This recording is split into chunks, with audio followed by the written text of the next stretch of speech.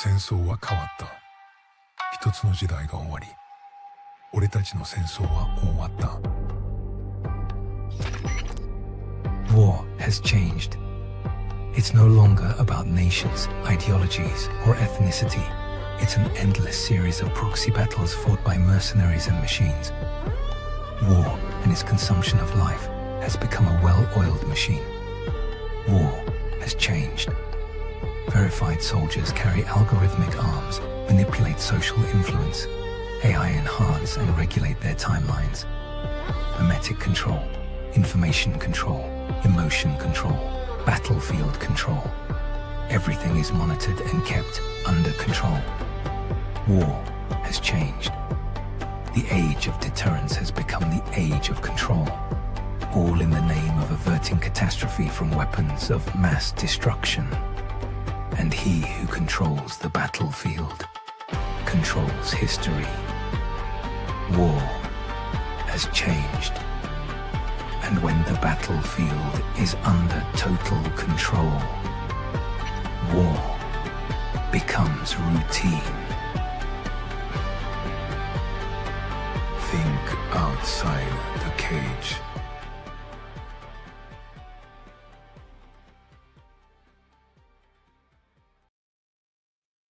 The world is getting crazier. People are acting more and more insane. The end of the world is tomorrow. Tomorrow. See, there's only one thing to do when the world is falling apart.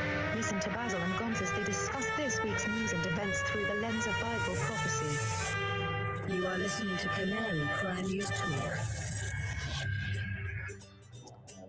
You're listening to Canary Crime News Talk. Today is June 15th, 2026. We are live to tape on episode 949. And today, dose of disclosure. And signing on from off the grid, Razzle Dazzle. I'm your best buddy, Basil. And you are not crazy. And my name is Gonz, at Face Like the Sun, director of the Age of Deceit films and the author of Prophecy Without Panic, recovering the patterns behind Bible prophecy, your favorite Asian provocateur for Christ. Live to tape from the metaverse to bring you the best news, which is the gospel message of Jesus Christ from a well-rounded, biblically grounded take on world events. It's Monday. Sounds like somebody's got a case of the Mondays. And it is the 15th of June, which means, according to the Canary Cry calendar, Espionage Act of 1917 enacted, based on Defense Secrets Act of 1911, but with much stiffer penalties, including death. So nice little rabbit hole there. Nice little rabbit hole for anybody. That's one thing I love about the Canary Cry calendar is like any day you can look at it. And if you didn't have a rabbit hole to go down that day, there's one there waiting for you. Right. Yeah. That day or that week at the very least. You know, there's not a week that goes by without at least one, usually 2 or 3 rabbit holes to go down. So yeah, definitely public service. Yeah. Yep. Well, over the weekend, let's see what happened. Elon Musk became a trillionaire on paper. The New York Knickerbockers won an NBA championship. Yeah. What else? UFC fight at the White House. UFC fight. All sorts of cool stuff. And Disclosure Day. Oh, yeah. They released more UFO files. I don't think anyone cares, but okay. All right. Disclosure Day, Gonz, on the same day that they released the third tranche of government disclosure files about aliens, which, again, whoop-de-doo, surprise, surprise, is a very carefully calculated, calibrated disclosure based on some sort of roadmap and purpose that we don't claim to exactly know. But at the same time, was Steven Spielberg's Disclosure Day. And I saw it. I did it. I did my job. I saw the movie. Good job. I'm glad you were able to give money to the system. I snuck in through an air vent at a local theater. I got my buddy Randall, who works at the concession stand. He makes get a little extra buttery popcorn or something. Yeah, he makes sure that the armed guards. He tells me when the armed guards are not going to be guarding the air vent for the air conditioning system. So I sneak in there, and I crawl through the air vents like Bruce Willis in that one Christmas movie, and I drop Die in. Hard.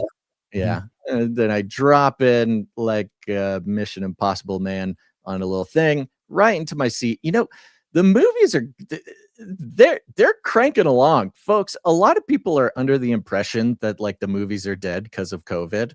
At least the one near me, and in some travels that I was in lately, I found that it was not necessarily just a special thing at my local theater. They have added something called D-Box. Do you know what D-Box is, Gons? I've heard a little bit about it. Yeah, I've seen some reports about It's motion theater. Yeah, Okay, You're moving around, right? It's like a ride now. Some people might know it by a name called motion theater. Some people call it 4D. I think some places call it XD. Like there's a couple different names for it, and it's not that it's brand new. You know, kind of like 3D glasses, like 3D movies have been around since like the 30s. I think was like the first 3D movie. This motion theater technology, which is just like a chair with a lawnmower engine attached to it, is an old technology, but they are integrating it pretty successfully into the cinema experience. And not gonna lie, I have purchased a couple D-Box tickets. Huge fan. Not because it's especially good or especially like, so wait, I'm curious because I don't think I'm going to spend any money anytime soon. Okay, I don't think I'm going to spend any money anytime soon to go see any of this stuff. So, are we like, if there's a conversation taking place in a truck on a bumpy road, does it kind of bump you along? Or? Yeah, it just bumps you along. Sometimes it's very jarring and very not. It's not enjoyable. Like it's not good. It's too much joltage for the scene.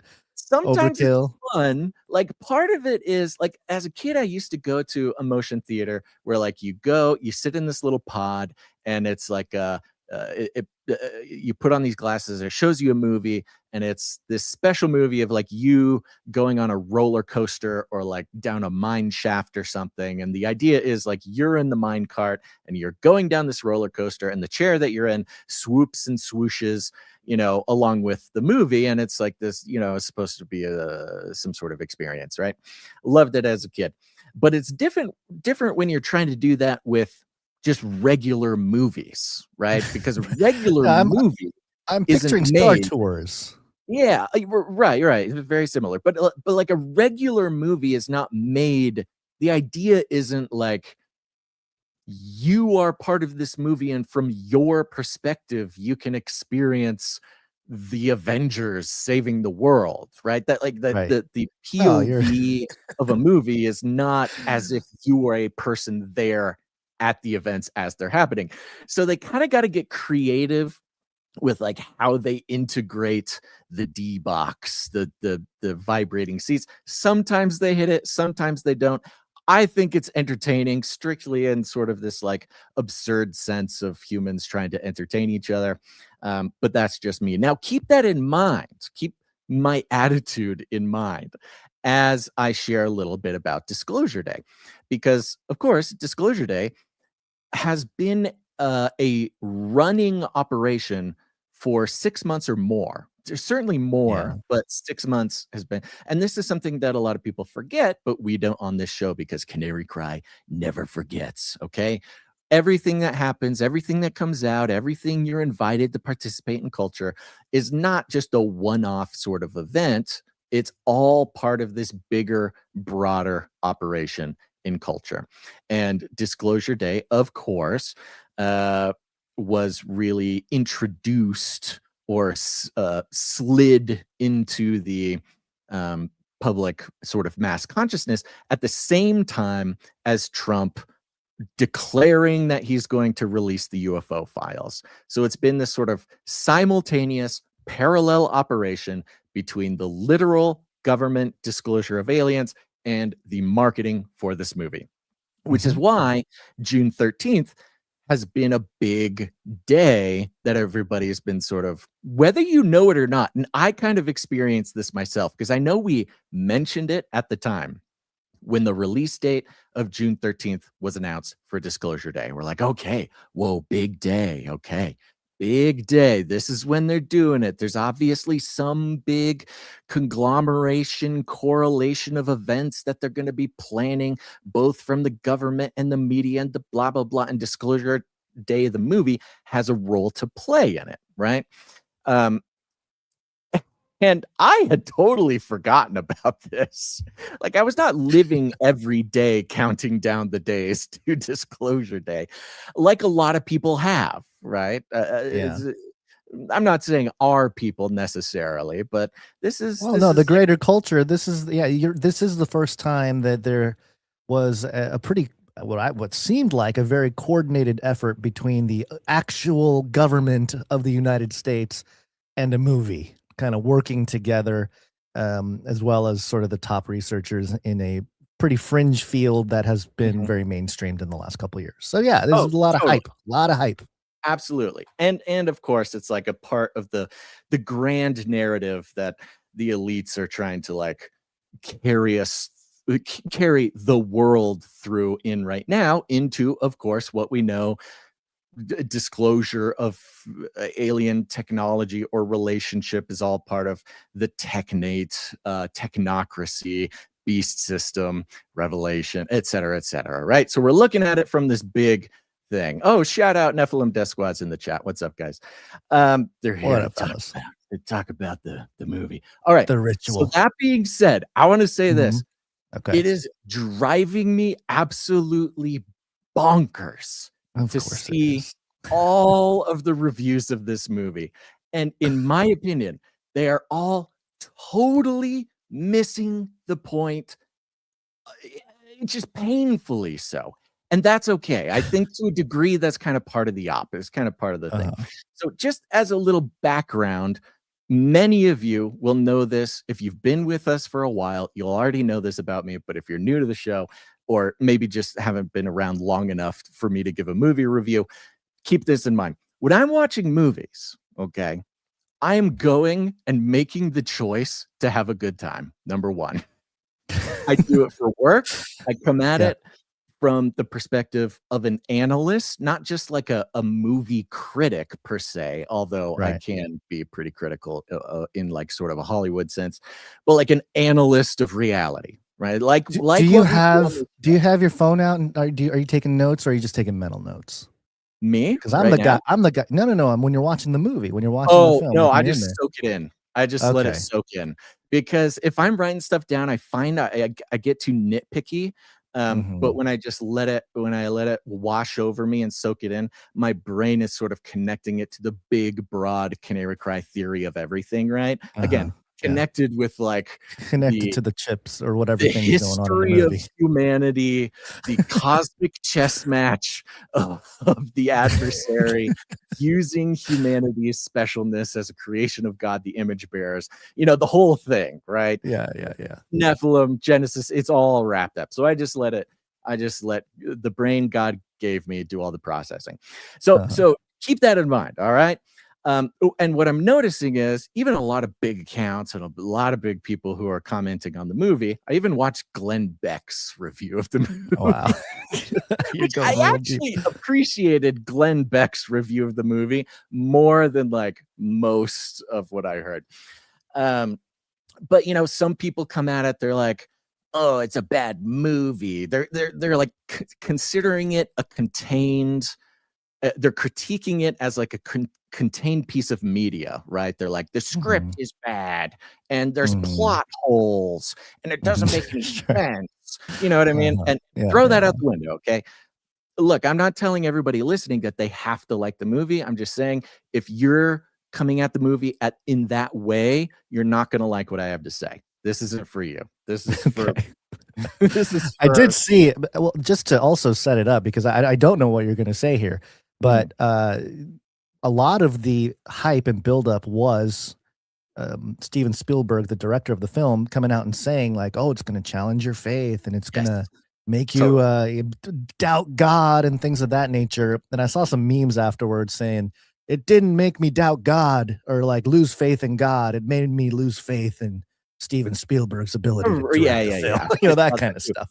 And So to a degree, that might be on. So again, when I'm coming at a movie, I'm coming at it as an analyst of like everything, yeah. and also as an audience member to like God's sovereign plan. Okay, Uh-huh. God allows. Everybody's all worried about the beast system. We're all worried about the technocracy. We're all worried about this thing. And we try our best every time we get worked up to go back to God's sovereignty. He's in control of everything. Everything the devil does is only allowed by God because God allows it to happen because it's part of his thing. Settle down. And coming at a movie that way as like a psychological operation and as a population control social engineering mechanism, just come at it as an audience member to God's sovereignty. You're going to have a much better time with it. So like when I'm watching movies, I'm not saying like, oh, this is a good movie or a bad movie based on a like packaged media container. But how it fits into like the whole human narrative, like psychological, spiritual control system, whatever. And what a lot of people are missing about this movie, okay, is that exact thing, keeping that in mind coming at it, because there's a lot of people are mad because they want to be a movie critic and call it a bad movie, or they think that this was supposed to be disclosure, right? Like you could tell. Right, yeah. I saw some of that too. Yeah, call it disclosure day, but don't disclose anything kind of attitude. Like the real alien heads, like the alien buffs, like the experts in like the UFO researchers, all the UFO ones. researchers. Yeah. They're coming at it like, here we go. Steven Spielberg is going to Spielberg's going to drop truth bombs to everybody. Yeah. And then, and then as far as UFO lore goes, like if you have all the historical alien lore and you're a pro in that, this movie isn't for you. Like it's not here because there's all these people going like, well, they got this wrong about Roswell, or they didn't include this crash site in their montage, or, oh, they're lying to us because they got this fact wrong about this government document. That's not what it's about. Okay. Just stop. I mean, look, I get it. You didn't like the movie. That's okay. But when you look at it as a giant piece of the grand scheme that we like to, come at things here, it was one heck of a time. I had a blast. Okay. I loved the movie for what it was. All right. I'm not saying it's a good movie by Hollywood standards. Not saying it's a great disclosure of alien facts. None of that. I had a lot of fun. Now, the reason I had a lot of fun, and people are missing this too, and I don't blame them for this, because a lot of the younger people are missing this sort of historical context, which is Steven Spielberg's previous alien movie, Close Encounters of the Third Kind. This movie is obviously, and people are missing it, but this is obviously a follow-up in the same universe as Close Encounters. What? And are you kidding? If you haven't seen, and I had to encounter this myself because it's been a very long time since I've watched Close Encounters. If it's been a long time since you've watched Close Encounters, you're going to need to go watch it again, because it is also a bad movie. It is confusing. It is slow. It is like almost psychologically torturous in how incongruous that movie is with like that's the one, right? With the melody, the melody, the music, right? Yeah. Okay. All right. Tower, the melody, the whole thing. Yeah. And when you remember that, not only, I'm not calling it a sequel, but it's made by the same guy. It's the same universe that he made before. And it's like a follow-up, because that movie ended not with disclosure. That movie ended and aliens were still secret, right? So this follow-up movie is like, okay, we're many years down the line. It's not explicit. They don't say it, but you put the pieces together. This is a follow-up to that movie. And you got to remember, again, Steven Spielberg is perhaps the most renowned and skilled Hollywood sorcerer. Okay, you got to think of him as a sorcerer because we don't even think about it.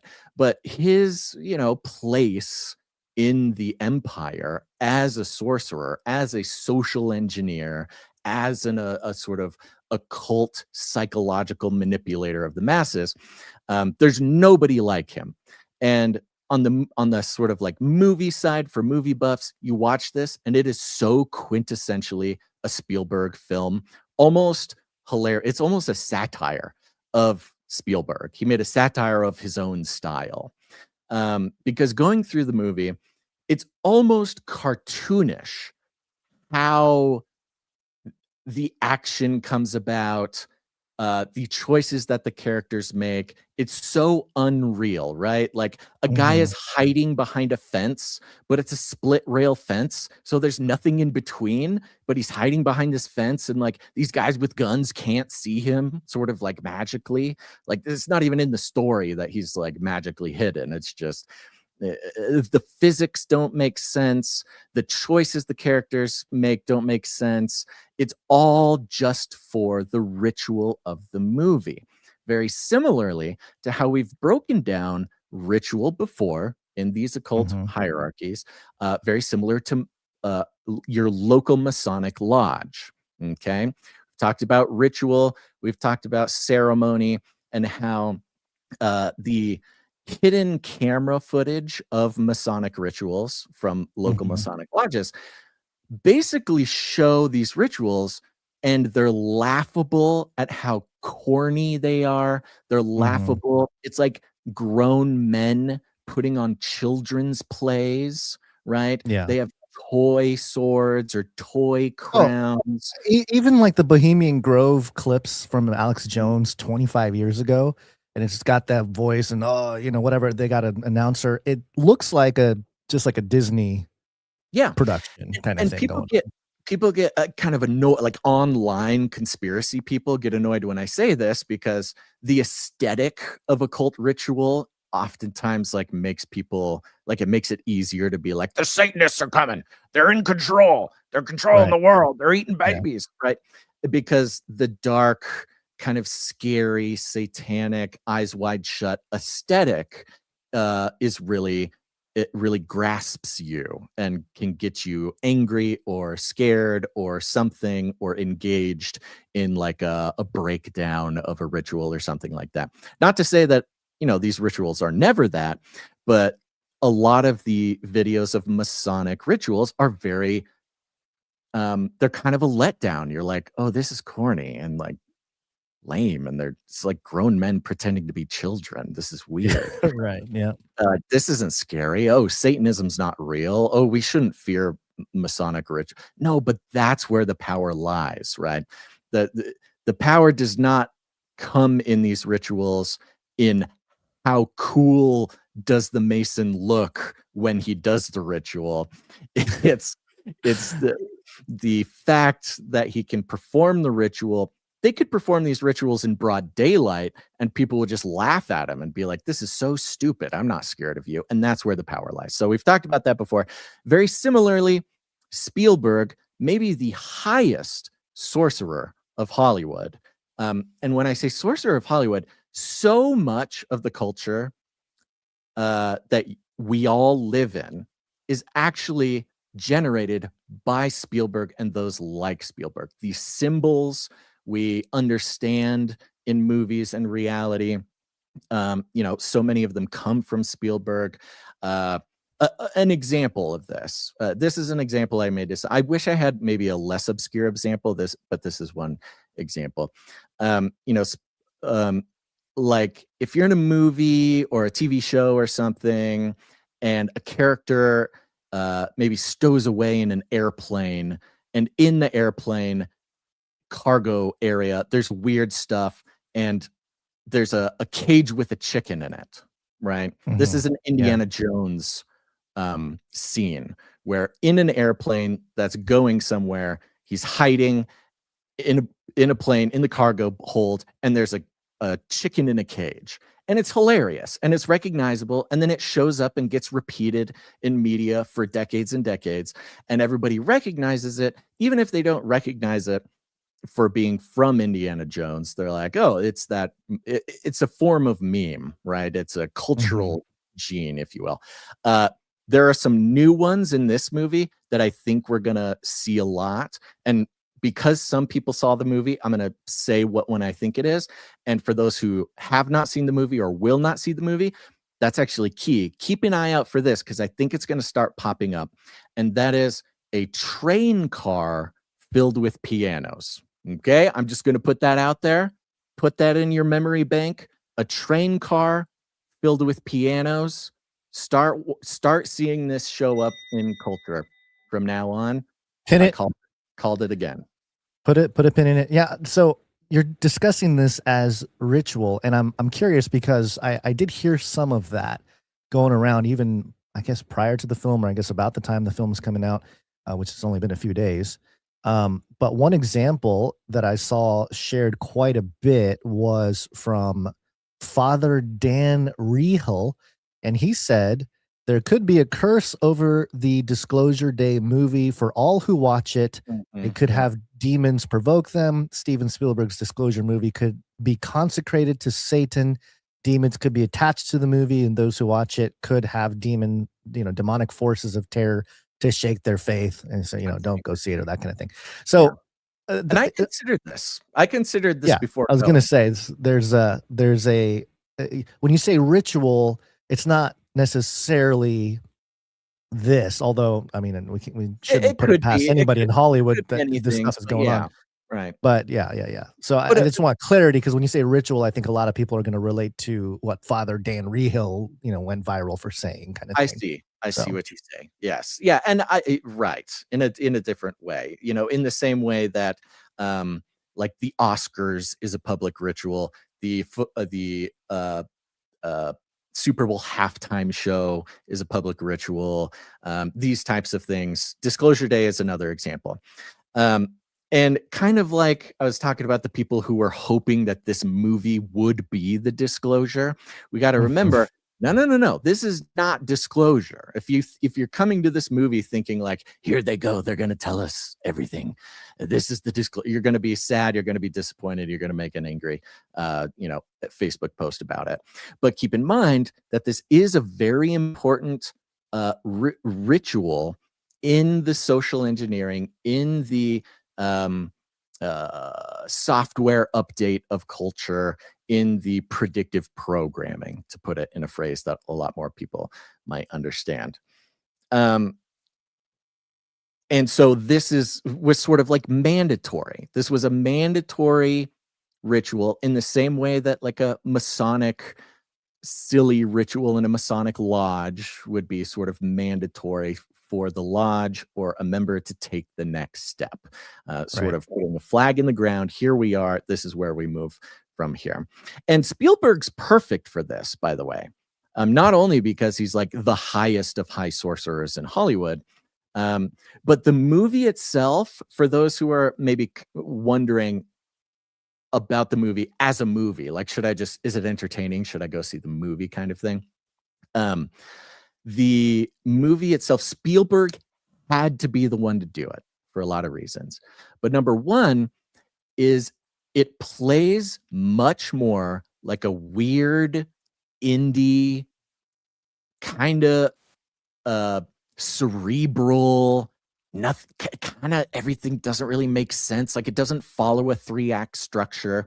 It has a 5-act structure. It's like an art movie. It's like an A24 film movie. People will understand what I'm saying. It's like an A24 film, but it's a big Hollywood Steven Spielberg classic, dense, like if you could have an essential oil called Hollywood, that's what this movie is.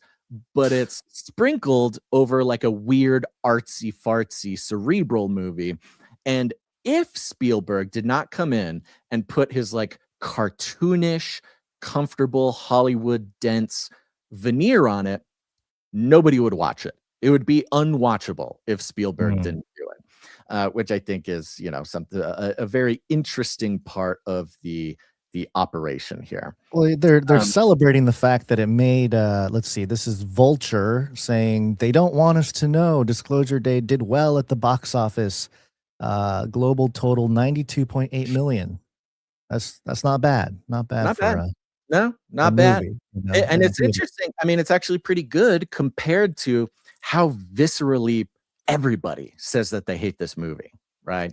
Well, And that's now, yeah, that's the whole thing. I mean, yeah, I mean, like, the marketing itself was hype enough to get everybody, whether they were there to support it or critique it.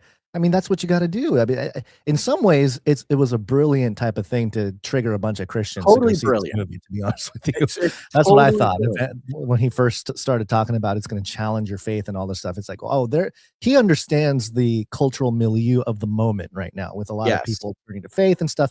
So if you want a bunch of people going to watch the movie, you trigger them. That's the crowd you trigger, then you get everyone talking about it. It was too corny cornball for half the people. It was too cerebral, artsy fartsy for the other half of people.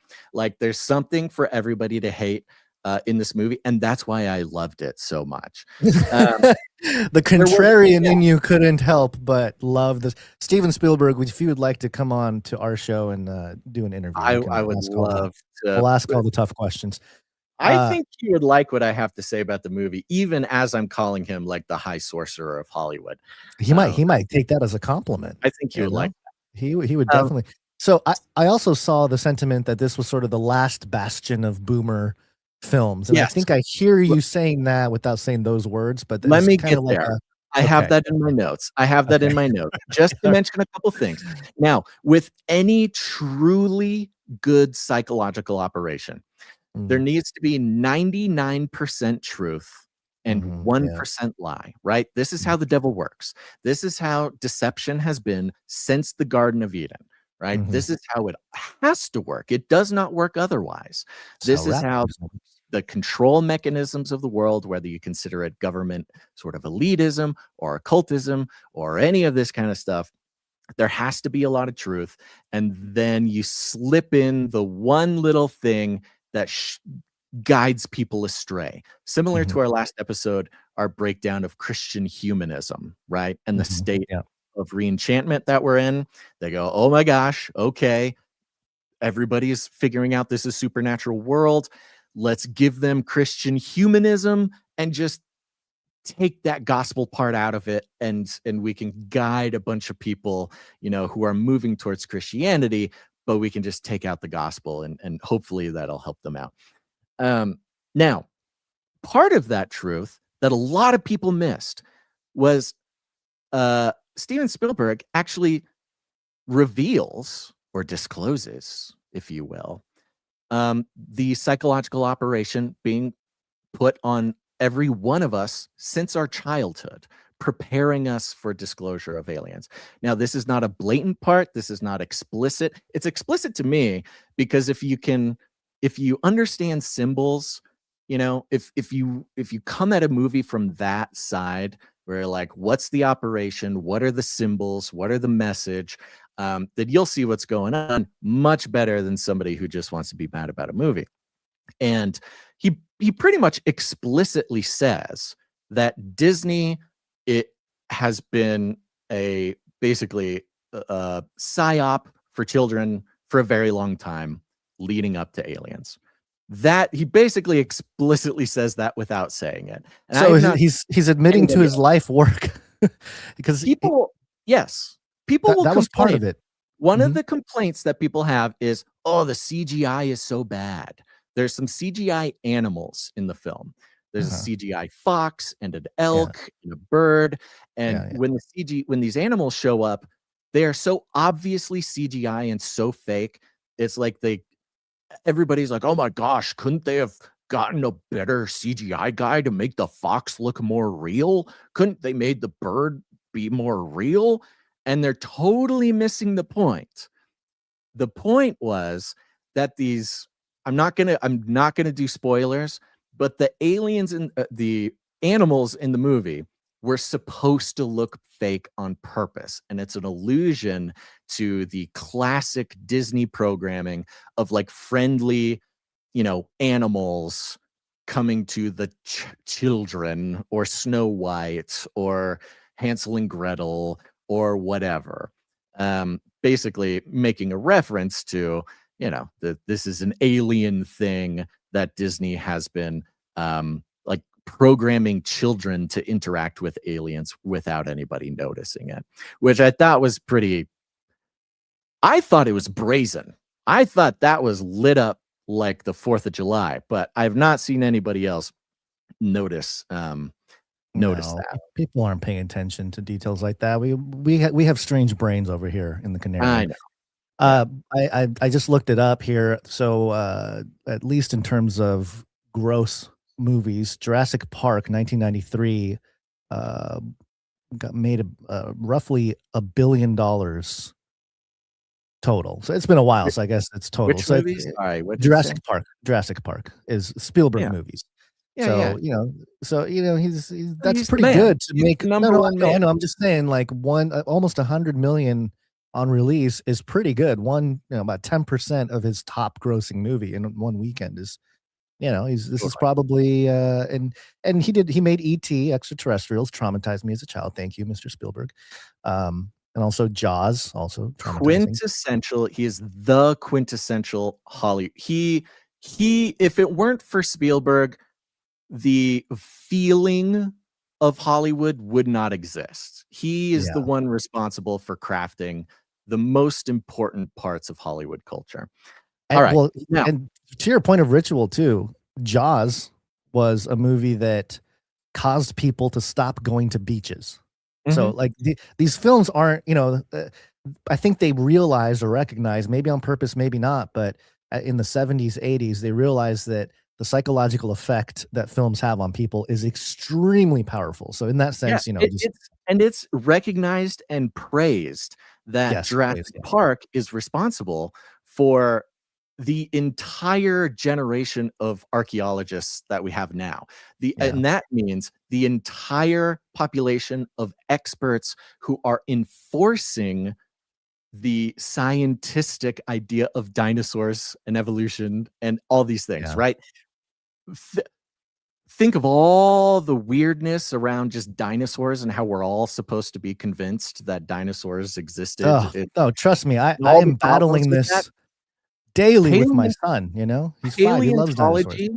And people's understanding of our own Earth history with dinosaurs and everything would not be what it is if it were not for Steven Spielberg. Same with archaeology. Indiana Jones. Indiana Jones is responsible Raiders for of the Lost Ark. Entire population of archaeologists digging up Göbekli Tepe, the pyramids, the population that controls what we think about our human history, our lost human history. Steven Spielberg praised with inspiring that entire population of experts, right? So he's like this high priest that guides the population to build like temples to scientism. It's a big deal.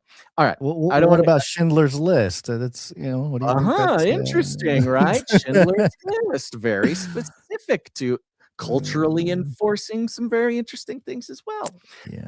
Okay. Interesting note, no spoilers. The movie opens up in a pro wrestling match. So right off the bat, they are talking kayfabe. They're implying, scripted, but you buy in and it's real to you. We all know it's fake, but we agree that it's real. It's this pro wrestling match, very obvious symbolism starting out. Obviously throughout the whole thing, World War III is happening. You're hearing about bombs in Korea and stuff, and so this disclosure happens. Same weekend as the White House stuff, huh? That's crazy. Yeah. That's kinda The weird, yeah. same weekend as the UFC at the White House, same weekend as the alleged deal that Trump made with Iran to end World War III.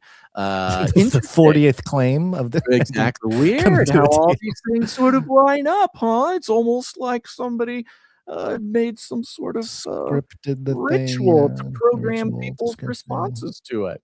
Yeah, Um, yeah. a big part of the storyline is government whistleblower, right? There's a whistleblower who leaves the secret government program that is hiding it, and that leaker or whistleblower is the one who is in control of orchestrating disclosure.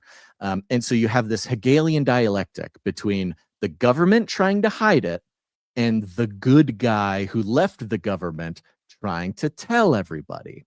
And it's funny because there's a white hat, black hat thing, and yet they're both from the same organization. It's this Kind of all like right now, how there's interesting. everybody's an ex-CIA coming out there talking about that. Yeah, Everybody's yeah, interesting. ex-CIA, Yeah. everybody's whistleblowers. It's all the same. All right. Now, to the Christian thing real quick. We saw all the interviews of Steven Spielberg, and he's going, this movie, Christians, you gotta be ready. You gotta be careful. It's gonna shake your faith. It's gonna shake your faith. There's a lot of buildup to like, this is gonna destroy Christianity. Of course, weeks ago, we had the secret CIA pastor meeting, right? This was obviously all part of the op leading up to the movie, which was beautiful because the Christian questioning part of the movie is so not that important that it's obvious that they just got the data that says make a big Like deal about targeting market data type of information. Exactly. It's so not really a huge part of the movie, but it is a part of the movie. But it's a beautiful straw man, okay? Because, of course, Christians here, fringe Christians for many years, we have been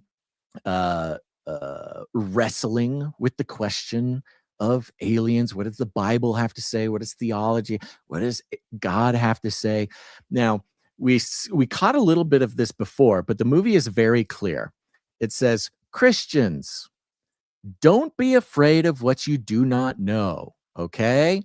If aliens exist and have come from another planet, God is still real.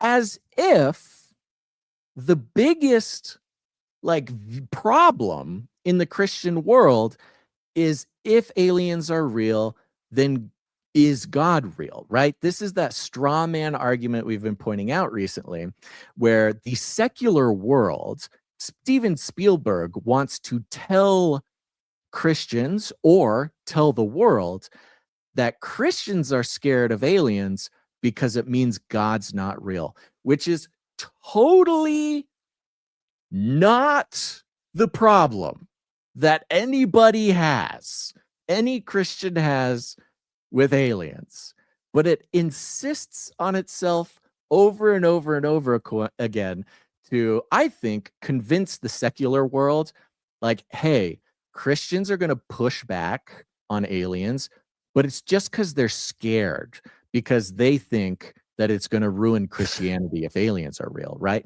Not even touching on the now sort of mass adoption of Genesis 6 theology, of not aliens not being real, but aliens not being who they say they are, right? Aliens not being from a different planet, aliens not even being sort of extraterrestrial, aliens not even being what they appear to be, but instead perhaps something like, a long genetic program to give the disembodied spirits of the Nephilim, the offspring of the fallen angels, the ability to have some sort of interaction in this world. No. It has nothing to do with Nephilim or Genesis 6, says Spielberg. It's this basic, flimsy, almost wispy. It's like a burp. It just is here and it's gone, this problem that the world wants to focus on, of, oh, Christians are scared because if aliens are real, then that means God's not real, right? So total impotence when it comes to that. So impotent, in fact, that I don't even think it's for Christians.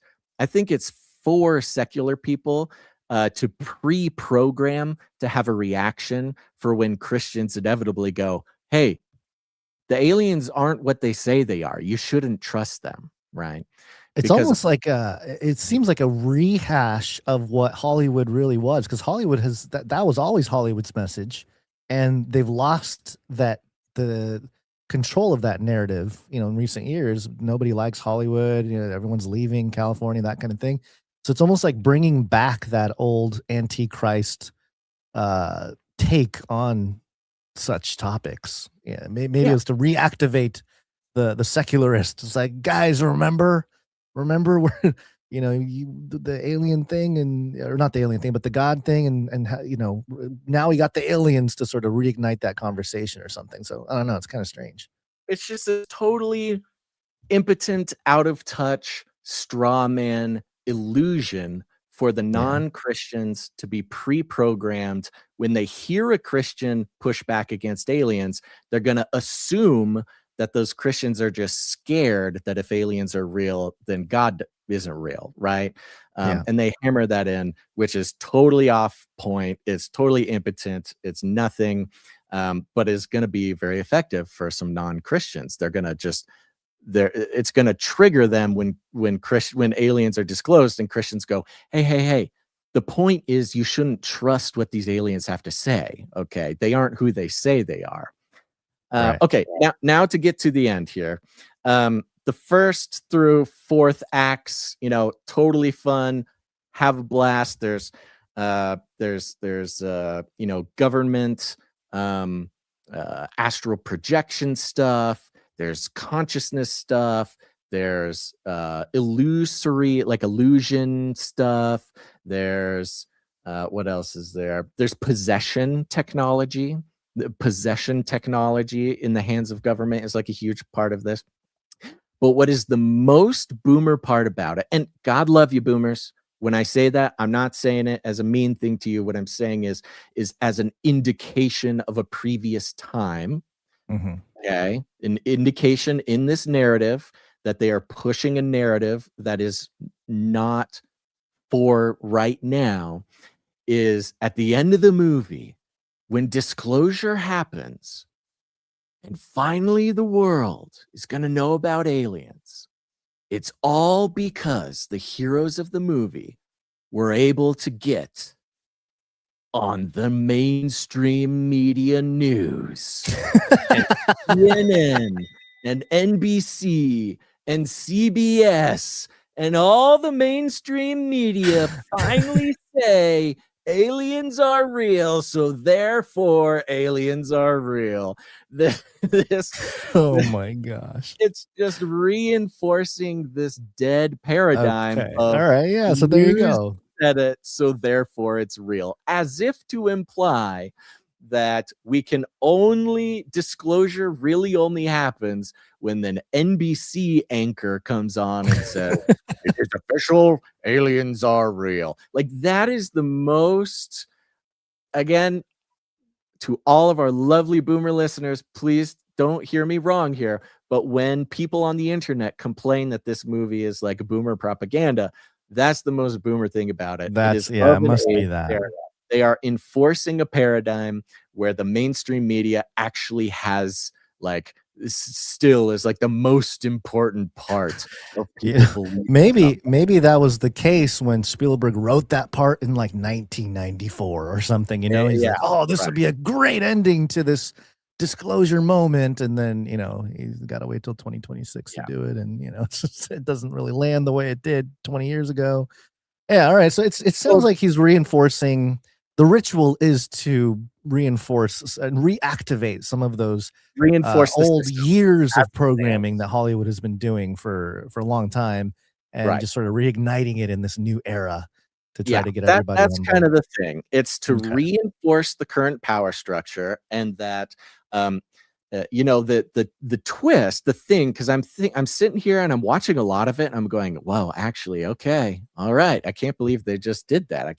Okay, they're really putting some stuff out here. Okay, here we go. And then it was in that third act that I was like, oh, there it is. Okay, so they're trying to reinforce that not just once the news says it, but what the news says about it is true.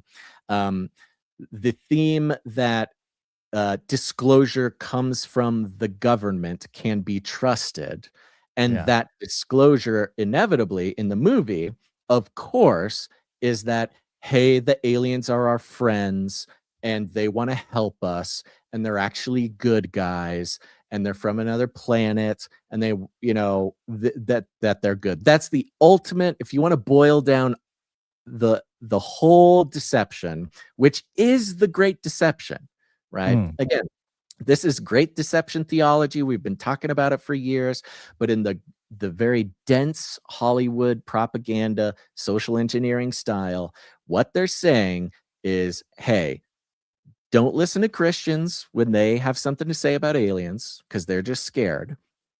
Listen to the news because the news will tell you the truth. And lastly, the aliens are friendly and they love you and they know everything about you and they want you to feel good and they're gods, which is exactly what a demon would do, right?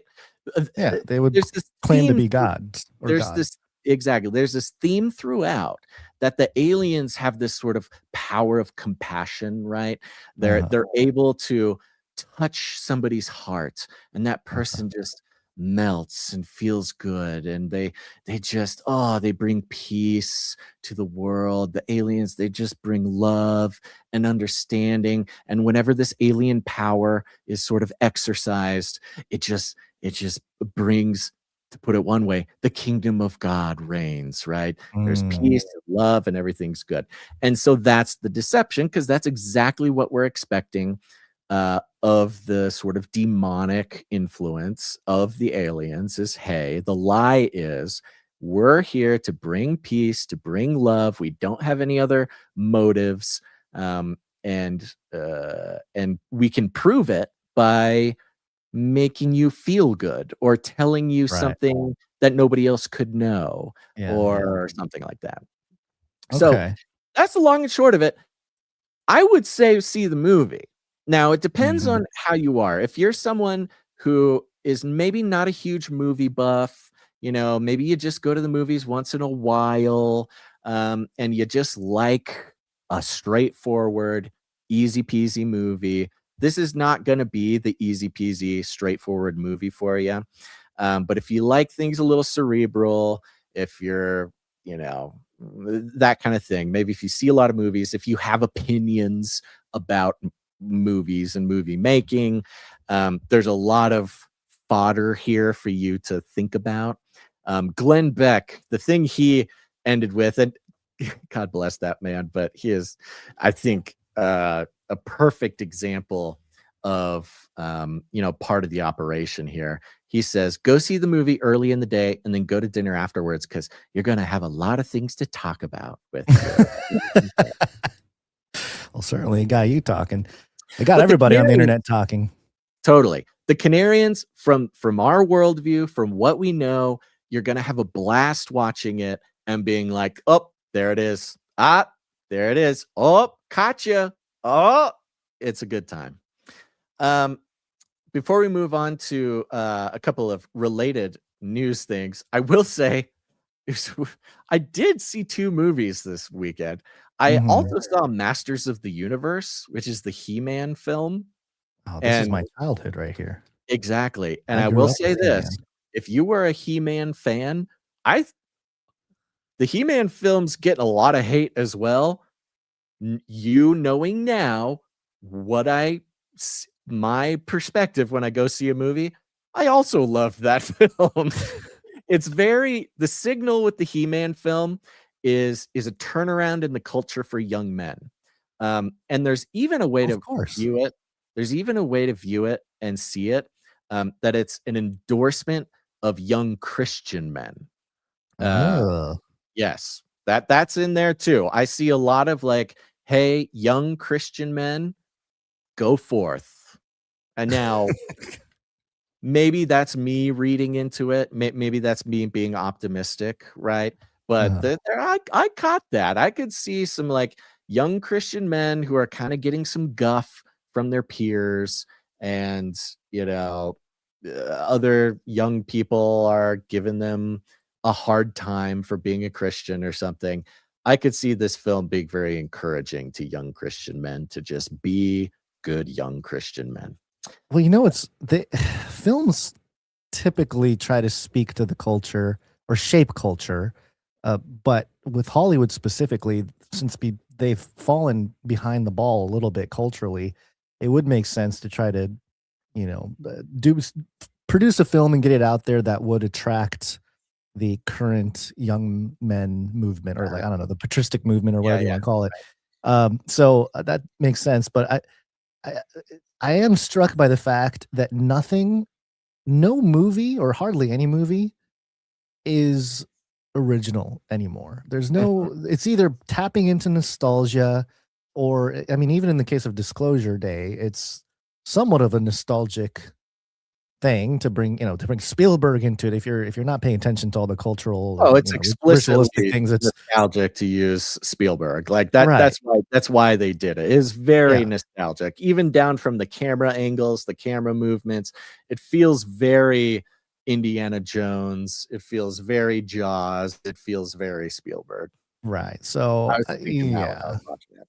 Yeah. So, I mean, to be honest with you, I was thinking at the beginning of your rant, I was like, okay, I'm going to make my decision on whether to go see either of these.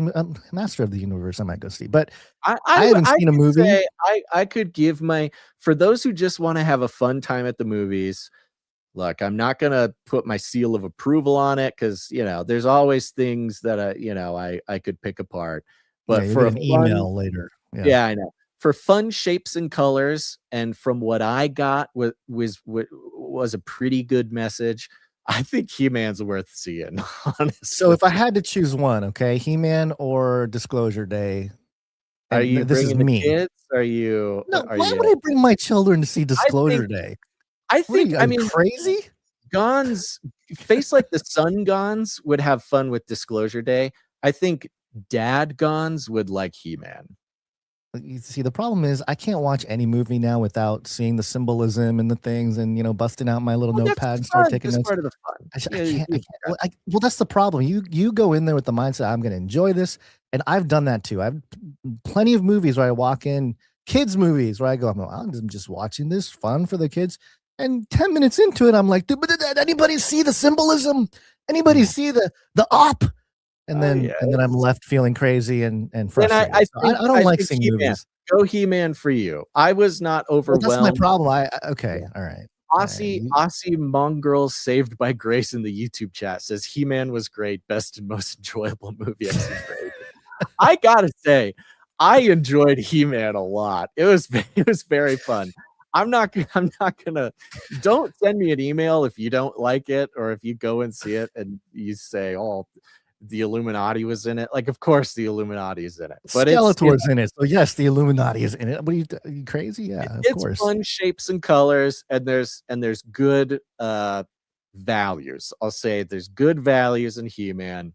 The thing with He-Man is, the evil looks like evil. Exactly. So much of what we have now is like, you can't tell if the good guy is the bad guy, the bad guy's the good guy. Every good guy has its faults and all this stuff, but in a really simple light versus dark way, He-Man is very, very That's what I loved about it.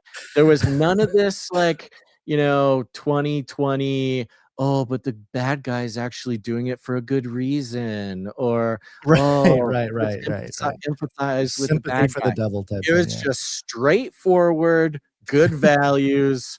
We're not trying to make a statement about feminism. We're not trying to make a statement about the nature of evil and postmodernism. It was just straight down the line, shapes and colors, cool music, and straightforward values. Is it going to make me want to get back in the gym? It's definitely going to make you want to get ripped. It Okay, definitely yeah, got me fired up about getting back in the gym. you order the creatine again. Like, yeah, I think that might be the which result is here. what America needs right now. He-Man is what America needs right now. Creatine. America needs creatine right now. Disclosure Day is what the government lizard people want you to want. He-Man is the antidote to the Disclosure Day propaganda. Who made He-Man? You mean the movie? I don't know. Yeah, the movie. I didn't pay attention to somebody good, whoever they are. I didn't see any notable names, and I'm fairly familiar with kind of the scene. Directed by Travis Knight. Let's see. Produced by Todd Black, Blumenthal. All right. Yeah, I don't know. Oh, Amazon. It's distributors. Amazon. Yeah. All right. Which was the interesting thing. $200 million. My question is always like, whoa, there's good values and it's straightforward and it's not like trying to be weird. How would they let this out there? Why would they let this out there? And then I saw it was distributed by Amazon and not by a classic Hollywood MGM. Well, it's Amazon MGM Studios. Yeah.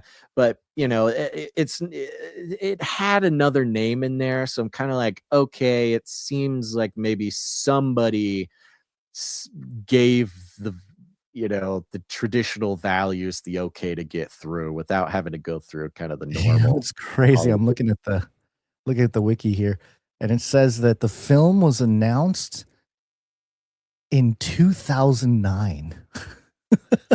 That doesn't surprise me. It took almost 20 years to make this film. It is an incredibly meticulously crafted film. Yeah, well, they got ramble about that, but that was one thing I thought while I was watching it, and after I go, that is an absolutely meticulously crafted film. So I could see it taking 10, 20 years for sure. All right. Okay. All right. Well, just for the put a couple headlines on a couple headlines to go along with it here. Let's see. Oh, wait. You know what? I haven't even played any jingles today. Let's see. You don't know what you're looking at. What's driving that thing? It's not a space alien. Aliens. It's unidentified. Where are the aliens? Yeah, where are the aliens, Elon Musk? CBS News had the headline, Pentagon releases third batch of UFO files detailing mysterious orb sightings. Are you seeing this? Are you seeing this? Are you seeing this? Oh, that was one great thing about, well, I don't know about great. That was one thing about Disclosure Day was that they included tons and tons of the kind of disclosed UFO videos. A lot of the videos that we've seen online over the years, they were repurposed for the film. They didn't use the like actual raw footage. They kind of Hollywooded it up a lot, but in the disclosure on the mainstream media news, they were showing lots of videos of aliens and stuff, and they were all kind of gussied up versions of the clips we've seen. I was seeing some, and this is all based on what I'm seeing from the reaction of people. And I know we're trying to move on, but just another point about the film. People were saying that it was really distasteful to do like child kidnapping in like a post-Epstein world, to have like a child kidnapping part. There's of a the weird film. vibe. There's a weird vibe with the child abductions, and it's all has to do with Disney, by the way. Yeah, they basically said Disney's involved in abducting children. Great. That's fantastic. All right. The Pentagon on Friday released a new group of documents and video related to UFOs or UAPs. The third release since the government began a wave of new disclosures last month. The latest batch includes 53 documents, 10 images from the CIA, FBI, NASA, and the Department of Defense, and other unspecified agencies. Who are the unspecified agencies? Along with 6 videos and 3 NASA audio recordings. The videos show orb-like objects in the sky, while a set of images and clips offer, quote, artistic interpretations of reported sightings. I think people were kind of mad about that one. Several of the documents detail encounters reported by federal law enforcement officers in 2023, in which 5 agents reported seeing strange orbs on the horizon. One agent recounted their partner asking, "Are you seeing this?" as a glowing orb lit up the sky. A lot of like the post 2022, 2023, because there's another one here that they talk about from 2025, these orb sightings. In a world of drones, how do we know that they're not just drones? Yeah. Have we ruled that out, or are we just, it's just whatever? We're just putting whatever in here now. I don't know. I don't know, man. Very underwhelming. A lot of people were not very happy about this. I feel like they're losing now that the film is out too. I wonder if they're going to back off and settle down a little bit on the disclosure. Oh, they're going to milk it. That's what I know they're going to milk it, but about just in this with terms of L.A. Marzulli, they're going to keep milking it. It's oh just yeah. I don't think they're going to stop, but I think this weekend they could get away with a lackluster drop because of the movie. Yeah, maybe. Yeah, that makes sense a little bit. Yeah. Let's see. Quote, the luminous object, this is from 2025, resembled a plasma-like sphere intermittently changing shape and luminosity. At times, the primary light source appeared to separate into smaller luminous points, the Pentagon said. Quote, a luminous point below the primary source hovered just above the water and did not appear consistent with a surface reflection. The object remained generally stationary for approximately 45 minutes before disappearing. And yeah, there's some grainy videos and grainy images and stuff. Yeah, I don't know. I mean, they keep telling us that what they really have, they're not going to show. And I mean, and part of this conversation, and I'm noticing this as well, and just stepping back and looking at the bigger picture, the people we've been tracking, Basil, Avi Loeb, Harvard professor, he's been really vocal about the 3-eye atlas, that what is it, an asteroid or a comet or something like that was moving around the solar system apparently, and then moved behind the sun, and it's changing trajectory, and maybe it's a alien drone, and all these kind of intense suggestions for what's out there. Avi Loeb has been the guy in media talking about this from a Harvard scientist point of view, right? And just saying Harvard scientists talking UFOs and aliens provides this sheen of credibility for a lot of people. Mm-hmm. And he was just brought on to be the what is it here? I have it in my notes. The new lead of UAP Science Advisory Council. And so I know that they've had this council and there's these things forming, but as we see government institutions and groups and councils, especially, anytime these things are formed, it's not to actually benefit the public ever. You think about World War II. What happened after World War II? The United Nations was formed. The European Union was formed. All these organizations, institutions, think tanks, they were formed. These councils, advisory councils, all these things are formed, and they're never, ever for the benefit of the people. It's always to control the narrative, control the information, or whatever it may be. So I see this as a very similar type of thing. And I'm also noticing, and I don't know, maybe this is not, we're not allowed to say this without getting in trouble, Basil, but there is a particular national group that is behind almost all of this right now, whether it be the pastors having an emergency meeting, or Steven Spielberg himself, or the Avi Loeb and his, if you look up where he's from. So I don't know, there just seems to be this consistent theme going on with the nation that seems to be integrating with our military, with our data too. So I mean, I'm just saying, I'm looking at patterns. This is not an indictment on any person or any group of people or anything like that. I'm just noticing the patterns about this UFO thing. And then the other thing, really quickly. One sec, Guns. I gotta do something that's gonna take me 45 seconds. So you keep going, but I'm gonna dip out for 45 moment. Seconds. All right. There he goes. Okay. Hey, he's using my okay. Anyway. All right. The Economic Times here. This was another big thing over the weekend, and I think this provides a glimpse for where we are culturally. Okay, this is man, it's just annoying. All right, this is the Economic Times for India. of course, if you are new with us, we like to take some of these stories from international outlets because post Smith-Mund Modernization Act in 2013, what the media will do is not necessarily report propaganda directly from the United States to its citizens. What they'll use is third-party nations so that they can say, oh, the Economic Times reported such and such instead of, the U.S. government or somebody. So the headline here, did Donald Trump secretly meet mysterious human-like aliens at the White House? Truth behind viral photos. And this went absolutely crazy on my timeline. I could not scroll over the weekend without seeing this photo. And the photo is of Donald Trump in the distance. It looks like somebody took this photo from behind the bushes at the White House or somewhere. Because you can see some of the bushes on the bottom of the image blurred, which means, it's kind of, there's a little bit of depth there. And it's Donald Trump talking to these two individuals. They both have long platinum hair. It's like white platinum-ish hair. They're wearing these red vests with gold trim. Very, I don't know, like vampire looking. They look like vampires. And their skin is very light, kind of a whitish, pale whitish skin. And one of them is about as tall as Donald Trump, and the other one's maybe a couple inches taller. So, I don't know, 6'5", 6'6", something like that in height that people are suggesting. But here's what the story is, okay? A series of viral images claiming to show U.S. President Donald Trump meeting mysterious human-like figures at the White House has sparked a wave of online speculation and conspiracy theories.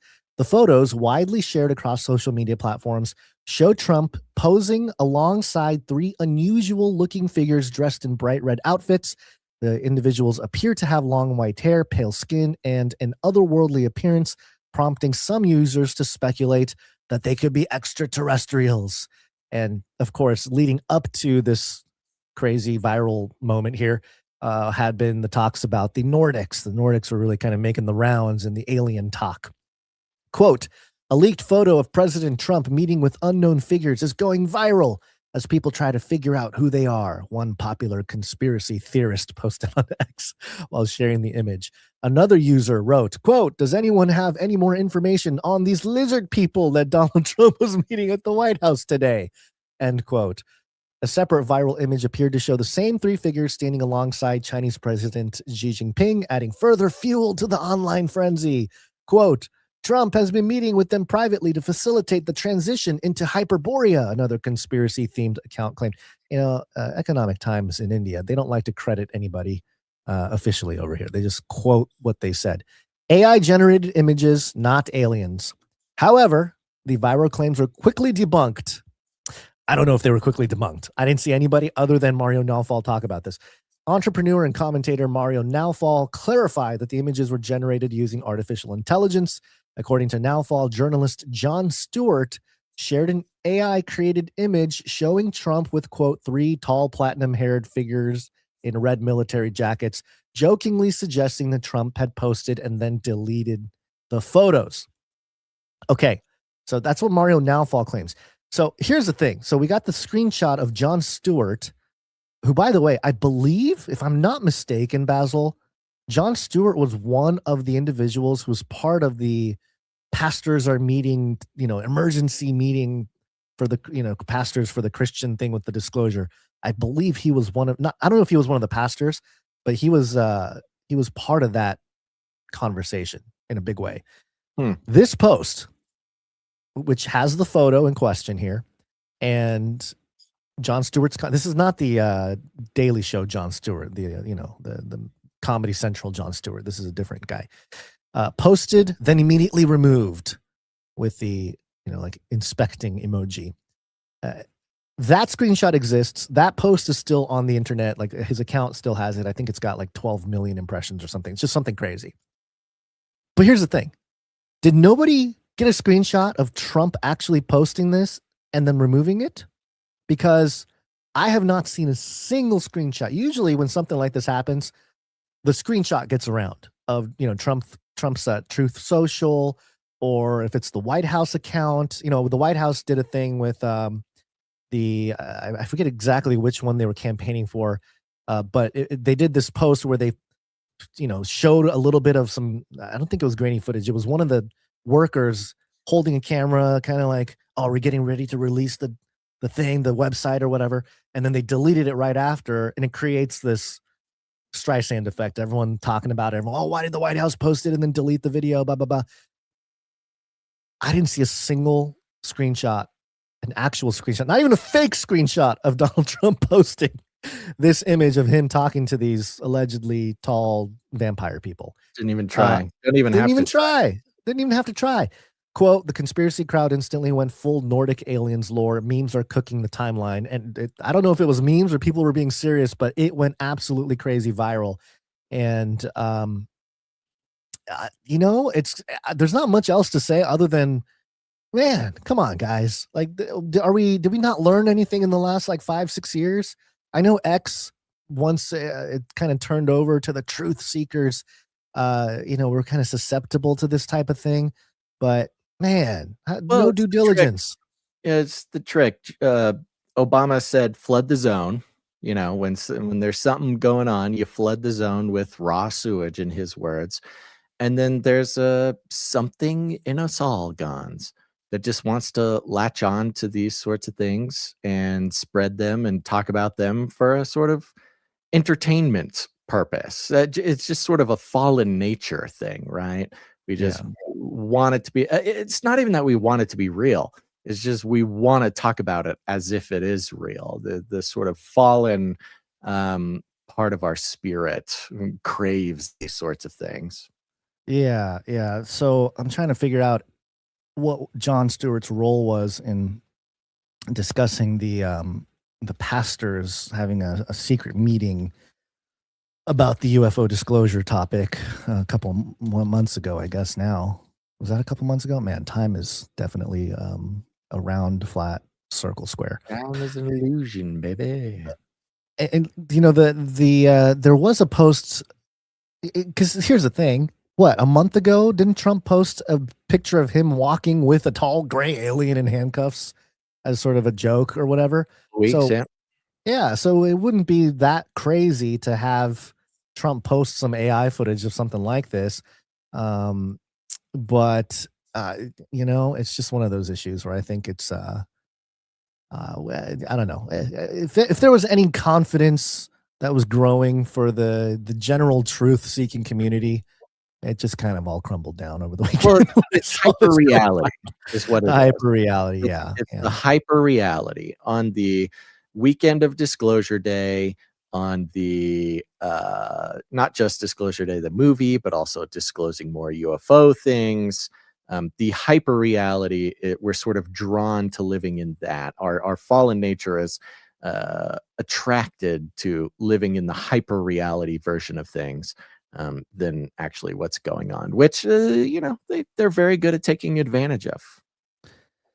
Yeah, I know. I was very cynical. I was at least trying to ride the engagement on X, but I wasn't going to sit there and pretend like we figured out what was going on with this image here. I saw some peers and some colleagues, say they figured it all out and stuff, and I think it's real. Yeah, well, I don't know if I can't tell if they're trolling either, though. You know what I mean? I don't know if they're trolling and like, oh, we figured it out, and then they post an AI image of, alleged, Norwegian military or something, and it's like, I don't know if that's correct either.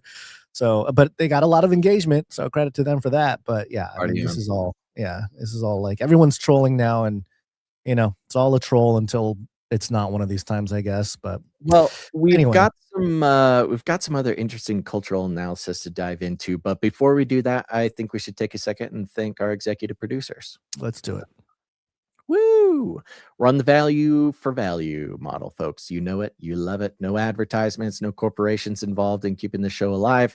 Instead, we are at the whim of real human beings and the value they get in their lives from the show. And we all got to pitch in, keep the show alive with our time, talent, or treasure. And if you would like Canary Cry News Talk to exist on into the future, become a part of the team, produce the show. Again, with your time, you can help us out. If you got time on your hands, come on, baby, help us out with things. Run some back end process, work on some special projects. Talent, if you're an artist, a musician, whatever you do, you can create something for the show. Go to canarycry.art, upload it there, or treasure. If you got a couple bucks, if the Lord is blessing you, you got an opportunity to go to canarycry.support to learn more about it. Our executive producer. No, Can't you say already that with my finger pulling the trigger on that one. You did the right thing. Executive producers are people who produce the show for $100 or more for any individual episode. Big shout out to all of our monthly producers who have committed and continue to commit to support the show on a monthly basis, and whatever that dollar amount is for you, it doesn't matter. It's just the fact you click the button is heartwarming in itself. But of course, we have the one, the only executive producer, Sir Alex Protocol V2, Baron of the Brian Protocol.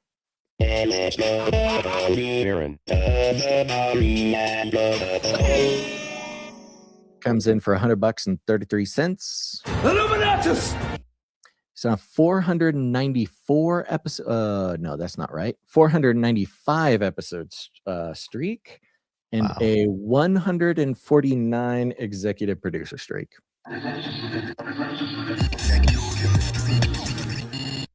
Wow. We also had a wonderful executive producership come in, and it's a instant knighthood for those who caught Thursday's Canary Cry Clubhouse. We had a wonderful caller, Sir Jacob, called in to tell us just an incredible testimony of his family and his son Asher, who sadly passed away last year. But an anonymous knight of the Canary Cry Roundtable is supporting the show. And there's going to be a knighting for Asher. I forgot to mention, do we have time for a knighting today, Gons? Or yeah. Okay. I think we have, yes. Okay, so we're going to do a very special knighting for Asher today. For those who don't know what we're talking about, when you produce the show in the amount of $1,000 or more, this could be all at once, this could be over time. We have prepared a table for you, a very special chair here, where you become a knight or a dame of the Canary Cry Roundtable of Knights and Dames. You get a knight name, you get a dame name, you get a protectorate, and everybody has to cheer and shout and sing when you go down the street. We're very grateful to all of our knights and dames, and they're very special to us and the rest of the Canarium. So we'll be doing a knighting probably in just a little bit here. Okay. What do you think? You want to do it here at this rate? The producership is pretty low. I could run through the rest of the list here. Yeah, I mean, why don't we just thank the producers and then do it? Okay, let's do it. Well, of course, I want to thank some producers who came in under the executive producer amount. It's very important. If you come in the amount of $7.77 or more, you're entitled to have a note read on the show. We have, let's see here, Rebecca T. Producer Rebecca T comes in for $33.33. Rebecca T. Thank you. Rebecca T. And by my count, Rebecca T is on a 32 episode streak, almost at eliminated. Very close. We also had producer Monica come in for $8.88. Thank you, Monica. Appreciate you. Now, Monica sent a text message to the Canary Cry text message of Knights and Dames, which I'm going to encourage people to join right now. Wait, you said text message of Knights and Dames? There's what a special. What did I say? You said a text message of the Roundtable of Knights and Dames. I mean, I think there maybe should be one, but I didn't know that there was one. Sorry about that. My brain had a brain fart as I got kicked out of my service here. I was going to try to read the text, but I got kicked out. Now I got to sign in. I got to get a code sent to the email. But yes, the Canary Cry text message alert system. If you're not on it, get on it. text the word Canary to 877-740-3226. You'll just get a text from me before every show, a couple times a week, 3 times a week, usually. And just to remind you that we're going live. And you can text that number. You can say hi. You can ask questions. I cannot text you back at that number because it's very expensive for us, but I get the messages and often read them on the show. Monica, who produced the show for $8.88, sent in a text message that I am pulling up right now so effectively and so smoothly. Where did it go? Dang it. Captain Kirk is here it is. Doing his best. Okay, there he is. All right, go ahead. Monica says, I don't expect this to be read on the air. I know it's long. I copied it from a prayer page in Discord, but I'm going to read it, Monica, and you can't stop me. So let's hit the producers, Guns. Producers, assemble! All right. Producer Monica says, can you please pray for my dad? His name is Tom. He has a rare autoimmune disease that causes a lot of terrible problems. He is deteriorating pretty rapidly. He's been struggling with terrible nosebleeds all week and having a hard time getting in to see a doctor. The stress this causes his blood pressure to rise even higher, which in turn increases the flow of blood. Stress is the worst thing for his body with his condition, and it can take weeks to recover from an episode like this. He needs a good doctor. He needs peace that can come only from the Lord, that he needs the mercy and grace above all. I have mentioned him on Clubhouse before, a good Catholic man who prays his rosary daily, sometimes more than once, very devout. I worry for his soul. I know I can't judge him. Only God can do that. But my flesh just is tormented by the thought of my dad not being in eternity. So if you're the praying type, can you please lift him up today? And my mom too, because she is the one trying to manage everything on her own. Her name is Lynn. Thank you, Monica. Okay, so we're praying. Producers out there, listen up.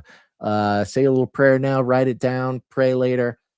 Pray now and later. Tom and Lynn, we're praying for the health issues of Tom, of course, for just miraculous testimony producing healing in Tom, but also the strength for the family, especially with Lynn, and the comfort to descend upon everybody involved. That is always a very hard situation, and one that really requires in this life the participation of a sort of fellowship, everybody coming around, praying, getting involved. And I'm really requesting that people get on the prayer line here so we can hear, hopefully, prayerfully, an amazing testimony of healing for Tom. Thank you very much, Monica. Yeah, thank you, Monica. Appreciate you. Okay. That's it for the producers today. We got some people keeping their streaks going, but we'll thank them on Wednesday. We did have Malik. Producer Malik sent a song in over at canarycrysupplydrop. Do you want to give us a little taste of that? It's not super ready, but I can make it ready. Oh, sorry. No, he said canarycry.art didn't work for him, actually. So he maybe the file was too big, but yeah. It's We got it. You got it? He says, tried sending this through the art. This is a rough draft. Not technically show related, but art nonetheless. Okay, let's get a little taste of Malik's song here. Heaven can I? Heaven can I?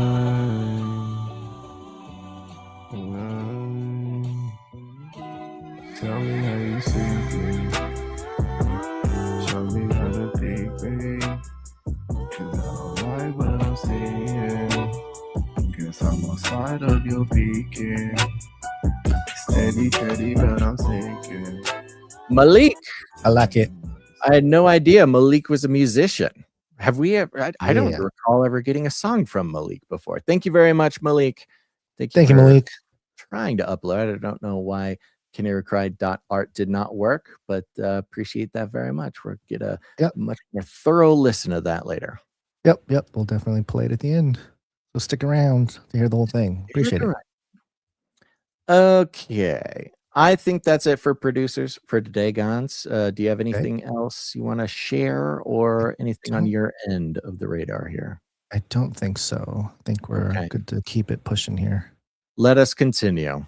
Let's one of the interesting things, and I've been so annoyed. It's part of our responsibility, Gons. We feel it's part of our responsibility, not just to absorb the fire hose of news and then. Are we not doing the? Are we going to skip the nighting, or are we going to do it later? Oh my gosh! No, let's do the nighting. The nighting's very important. Yeah. Okay. So let's do a nighting here. Let's do it. Okay. All right. So let's see here. I gotta actually get up and go get the thing that get it. Is oh gee, ow. Oh my goodness. Where's your thing? Okay, let me find mine here. It's under all these movie tickets. Here it is. Okay, got it. All right. We want to honor Asher to the Canary Cry Roundtable of Knights and Dames, where we have a seat for you. Thanks to Asher and his generous support, not only of the Canary Cry Roundtable of Knights and Dames, but of the lives of Canarians everywhere. We are proud to pronounce you, Sir Asher, pure of heart, Knight of Thunder Oak. Please join us at the Canary Cry Roundtable, where we have the belt of truthful truthiness, breastplate of righteousness, chest and full Birkenstock to carry forth the gospel of peace, the shield of ferocious faith, the helmet of substantiating salvation, the supernatural sword of the spirit, and of course, adorable samurai babies, infinitely cute kitties for peddling. If you're hungry, we have fancy feast wet food, carved Cosmo the CRISPR cow, and of course, fried wormicorns. Welcome to the Canary Cry Roundtable of Knights and Dames, Sir Asher, pure of heart, Knight of Thunder Oak.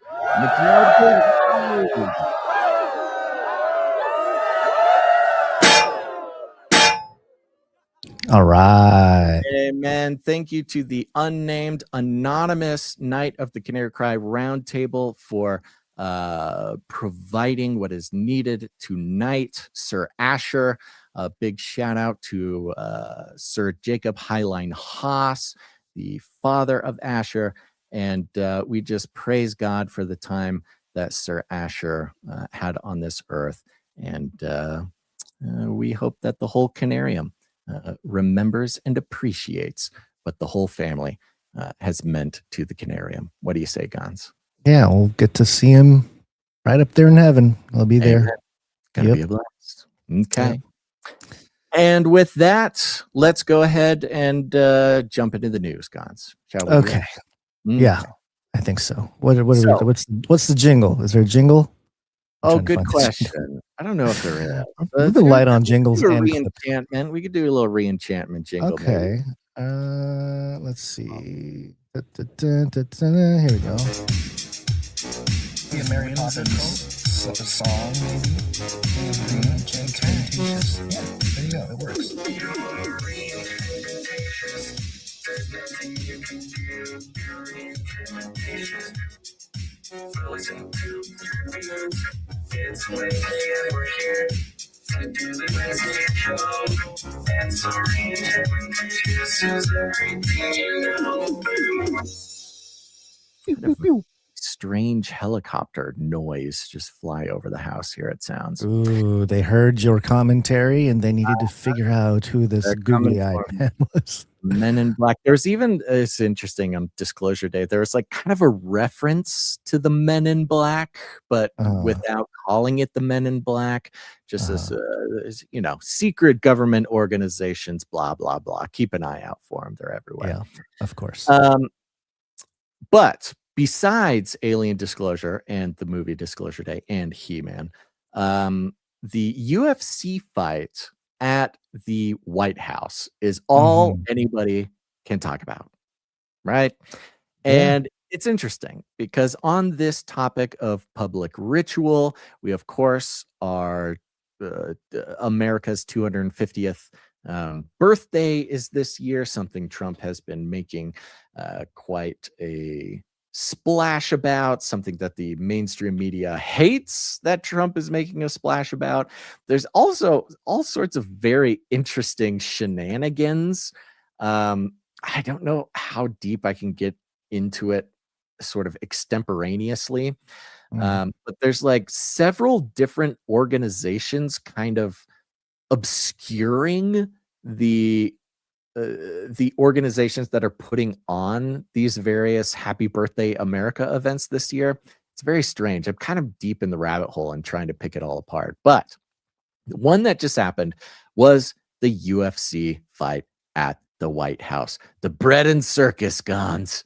It's happening. I watched it. I'm not a huge UFC guy, but I was checking out the fights and checking out the whole setting, and definitely a interesting vibe. When Dana White and Trump walked out of the White House to kind of do their walk into the staged area, and immediately, and I don't know if this is like a punchline in the thing, but my immediate sort of feeling was, oh, this is Rome. This is gladiators in Rome at the Colosseum. That is immediately. It was. And yeah. I mean, it was very prominent. We already kind of had that feeling with perceiving the world in symbols. Gons. That's a dangerous thing to do. Well, okay. I guess I'm not allowed to do that anymore because I don't have a degree in the magical occult or whatever. Right. But yeah, that's the vibe I was getting. And there was one moment before we get into it, Basil, that I thought was hysterical. I don't have the clip. Should we play the clip? I can go find it while we're talking about it. It was about Michelle Obama right there on the White House lawn. Did you yeah, I don't know. We can play it if you want. It is mentioned in this article. Okay, great. Let's just go with the article. Go look for it, and when it comes up in the article, we can watch it. But yeah, this is a very interesting thing. There's been a lot of drama with the events that Trump has. I don't even know what to call it, because it's not that Trump is putting it on. And it's not just that he's encouraging it. There's this kind of weird other third thing going on. But the imagery coming out of these events are pretty stark. In order to set up this octagon on the front lawn of the White House, they had to construct a gigantic, I don't know what to call it. They're calling it the claw. But how would it's like you a mini half dome kind of thing going on. Production scaffolding, right? Yeah, It's like a super tent for an event, right? Yeah, it's like open and something that could hold all the lights, and so they could have the lights and the lasers and all the equipment, and put on this big outdoor thing. But they constructed they call it the claw, this giant kind of almost, it's got like an alien vibe to it. Like people were saying it looks like a Stargate. It looks like a Stargate. That's only a certain angles. Vibes. Of course, all the pictures have got the White House in it with this giant weird structure.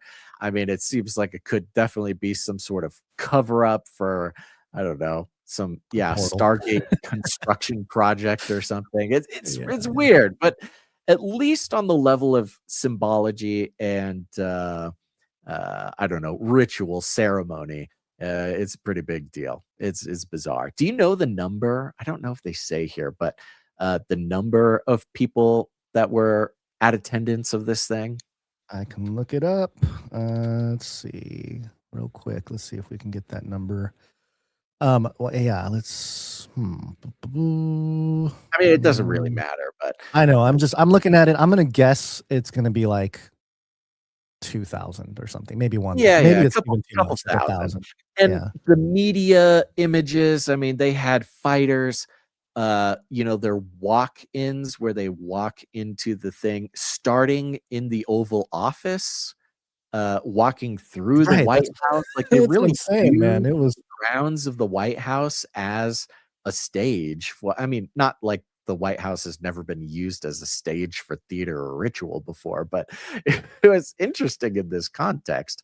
But it did have people really riled up in all sorts of ways, and especially because we are in the age of reenchantment.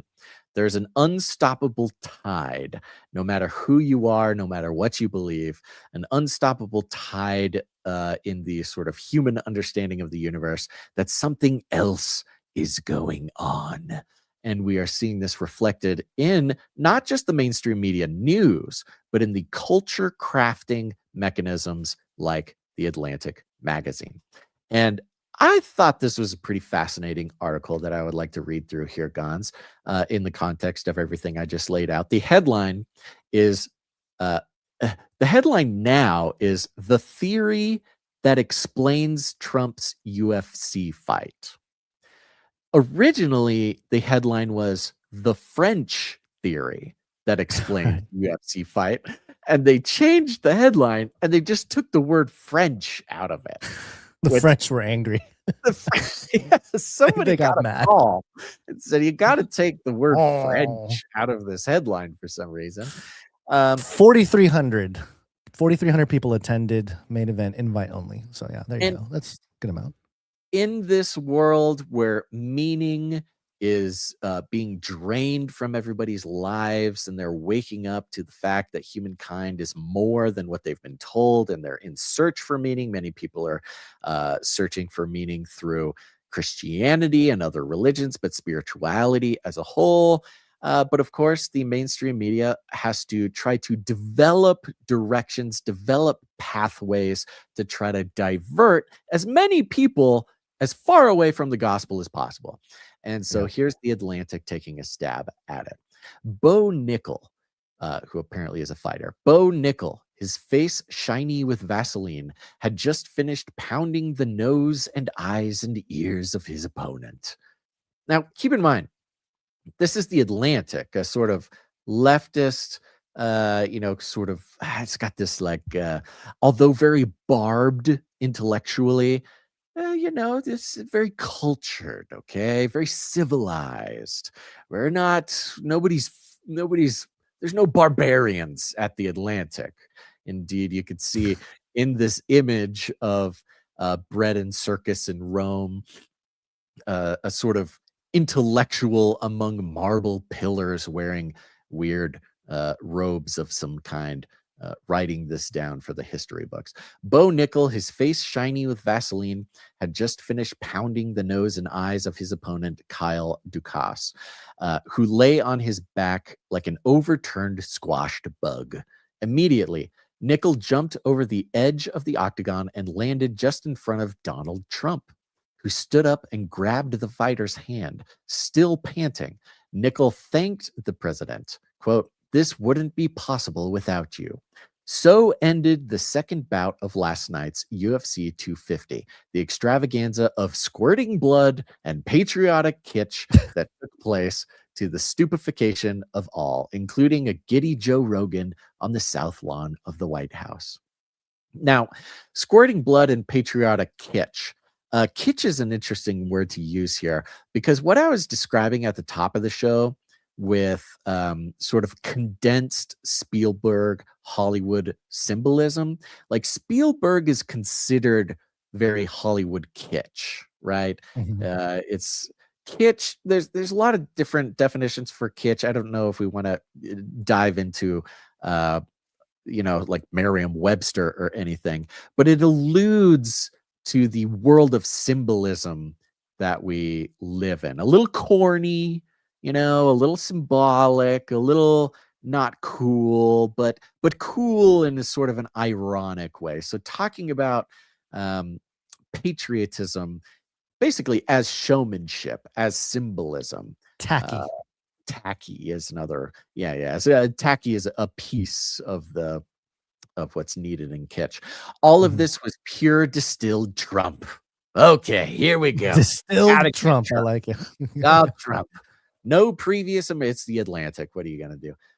No previous American leader could plausibly have presided over the scene of a tattooed Brazilian fighter in black cowboy hat and lycra shorts running out of the White House, saluted by honor guards the intent of pulverizing another human being. He had built an octagon on the lawn in part, surely, to troll his opponents, as he so often does. But what I saw in the fighting itself, okay, what I, the author here at the Atlantic, what I saw in the fighting itself, in fight after fight after fight, 7 in all, was an an affirmative expression of Trump's favorite kind of storyline: dominance and submission. This was not just a political stunt, but the best way he could imagine spending his 80th birthday. So, of course, it must all be centered around Trump, sort of the Mad King, and the whims of the Mad King, but also sort of talking in this language of violence, this language of power, but also this language of showmanship, of theater, things like that. Mhm. Other presidents have used stagecraft to project their worldviews. Yeah, no kidding. Duh. Ronald Reagan was an acknowledged genius at this, or rather, his main image manager, Michael Deaver, was. Reagan would give speeches positioned so that the Statue of Liberty or the Berlin Wall was perfectly framed in the background.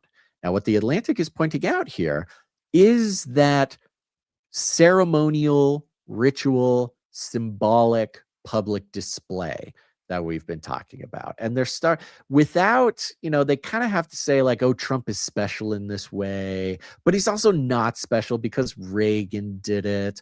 But there's this affirmation of symbolism and sort of the magic of displays of power.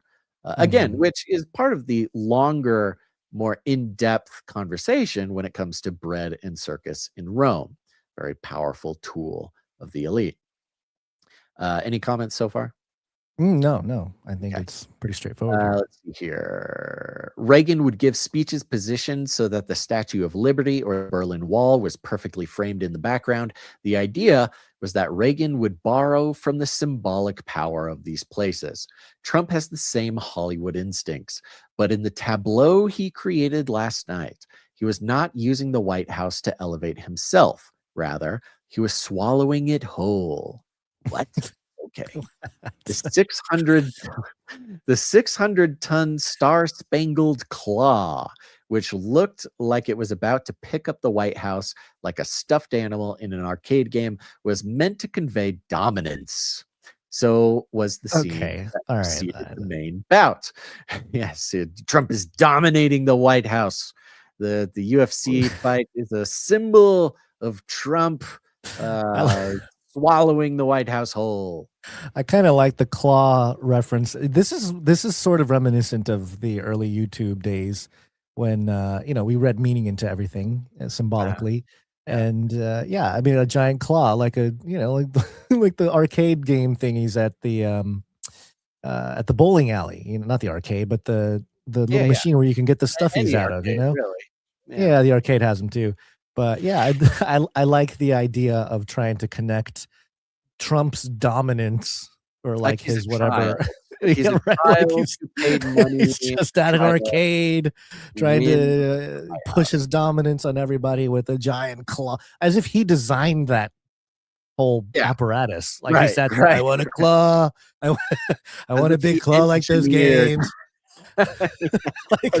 His idea, just not like hilarious. A product that took $100 million engineering, right? Like all these architects and engineers to come up with to ensure nobody dies from like a collapse of a little building. But no, this is Trump in pushing his dominance on the Atlantic. You got to give it to him. But they're working in this realm, right? So they are.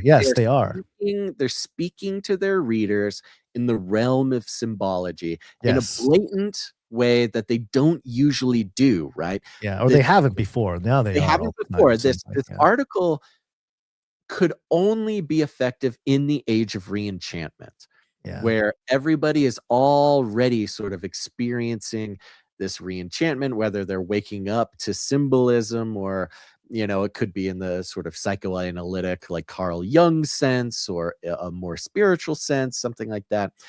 So we're seeing this bleed onto the pages of the mainstream media. So was the scene that preceded the main bout, in which both fighters began their walks to the ring from the Oval Office, looking up at a copy of the Declaration of Independence. Only the president could allow the seat of American power and the founding document to be used this way. And perhaps that was the point. So they're saying even nobody could do this, could let the Declaration of Independence. Now, they're kind of talking about it as if the Declaration of Independence that's hanging in the Oval Office is like the Declaration of Independence, which I don't think it is. I could be wrong, but now we're talking about magical items, right? The economy of magical artifacts. That again, whether you believe it or not, whatever, this is the language that he is building his case in the mainstream media. Yep. But that Trump, the sort of chaos magician, in the words of Marina Abramovich, is now sort of wielding these magical occult things in public for the purposes of power, which used to be just like a weird thing that we would say on this show, right? Yes, and not be printed in the Atlantic. Yeah, they got the French theorist. There it is, French. Oh, the French. The French theorist Roland, I don't know how to say this. I'm going to call him Barthes. Roland Barthes. The French theorist Roland Barthes captured the symbolic meaning of all this perfectly in his 1957 collection, Mythologies, when he described the spectacle of excess. In the book, now considered the text of cultural criticism, I don't know what text means. text. It seems to be some sort of phrase in academia that means, maybe some sort of very special, maybe canon. Maybe it means canon. Yeah, I thought it might have meant like the city of but right. It's got I'm this thinking like biblical. ancient, city of kind of. Again, the language reminds me of, and I could be wrong, but if I were to start researching live here on the show, I would text sends me down a path of like Egyptian mythology or something. Here we go. text is a German derived term meaning original text or primordial text. Primordial text. Okay. Is a German prefix for original, primitive, or proto. It refers to the earliest, foundational, or most authentic version of a text, score, or work.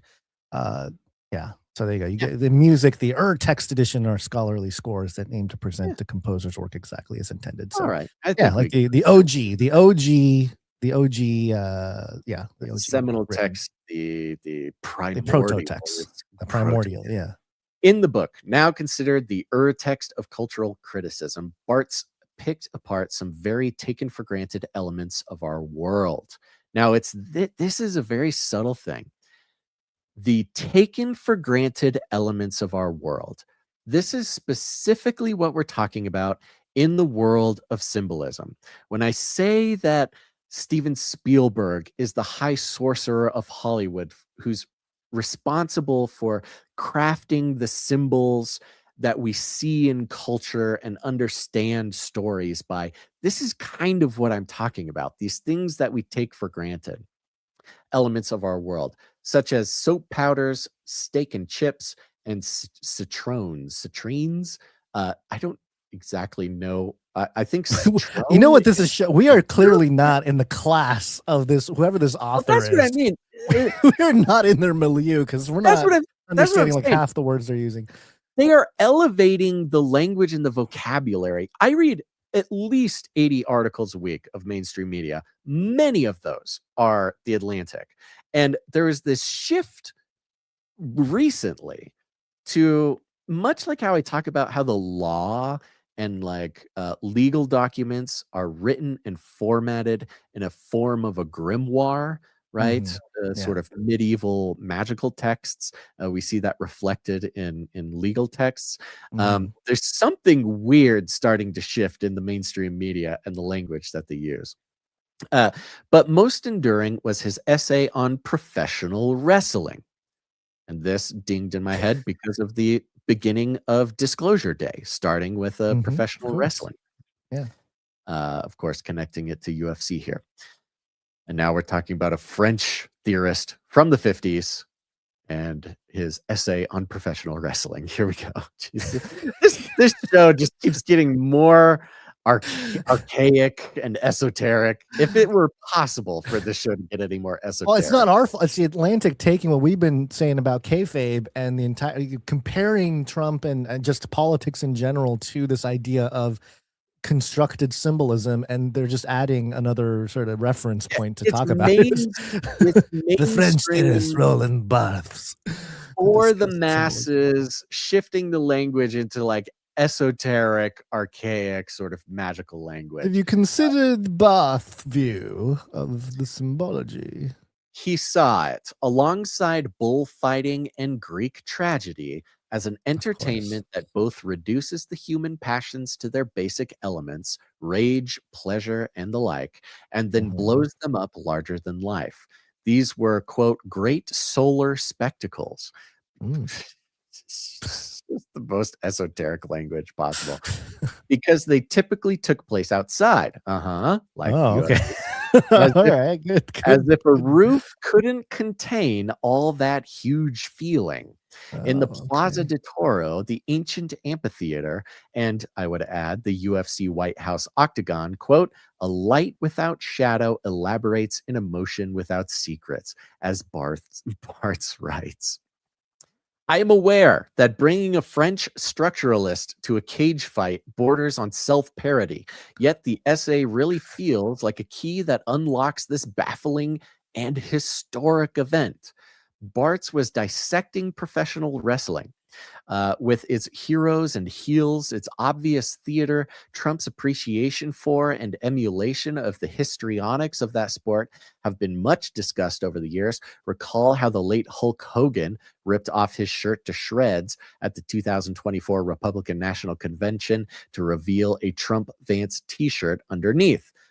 And what the Atlantic is way too fancy and learned to also mention here, but something that the internet has made a connection to, a much more sort of relatable reference, is the movie Idiocracy, where the movie Idiocracy included the president of America in the movie being a pro wrestler and doing politics through pro wrestling.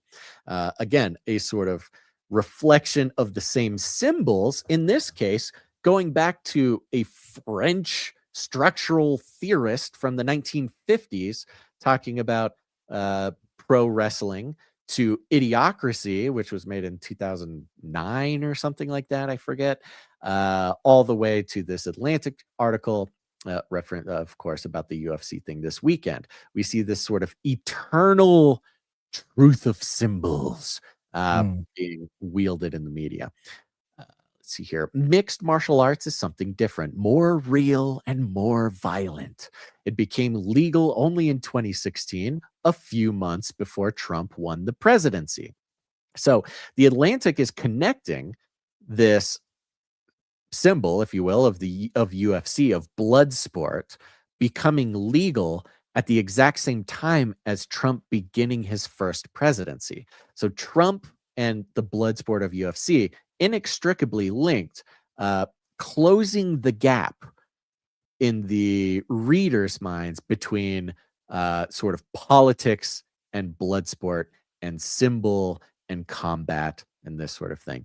But Bart's, and just keep in mind, what does this do to culture when this becomes the language in which mass popular culture starts getting the news?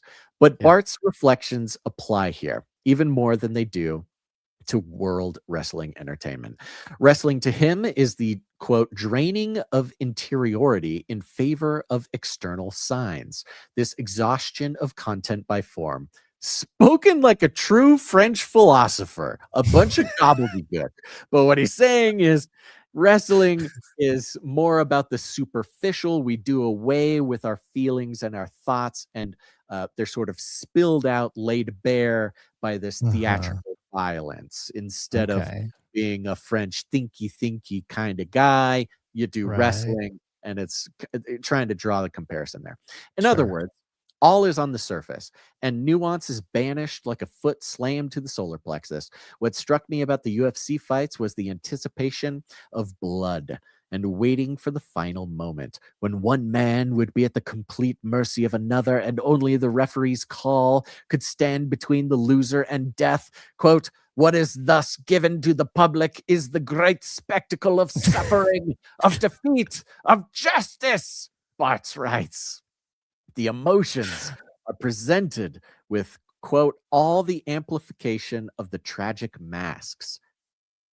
Admittedly, a obscure reference, but talking about in early Greek theater, characters would wear masks, and it's connected to Janus, the sort of Greek god of theater. Oh, you mean like the Dark Knight? If you're working alone, very wear a mask. The mask's not for you. It's to protect the people you care about. And also very similar to COVID. And now we're getting sort of heavy. Okay, I'm sorry to get so heady on everybody, but please bear with me. I feel like we've been moving in this direction on this show for a while, so I feel like everybody can come with me, okay? The writer here not only is talking pro wrestling, not only is talking combat, the sort of theatrical ritual value of blood sport in public for the masses, but also references to the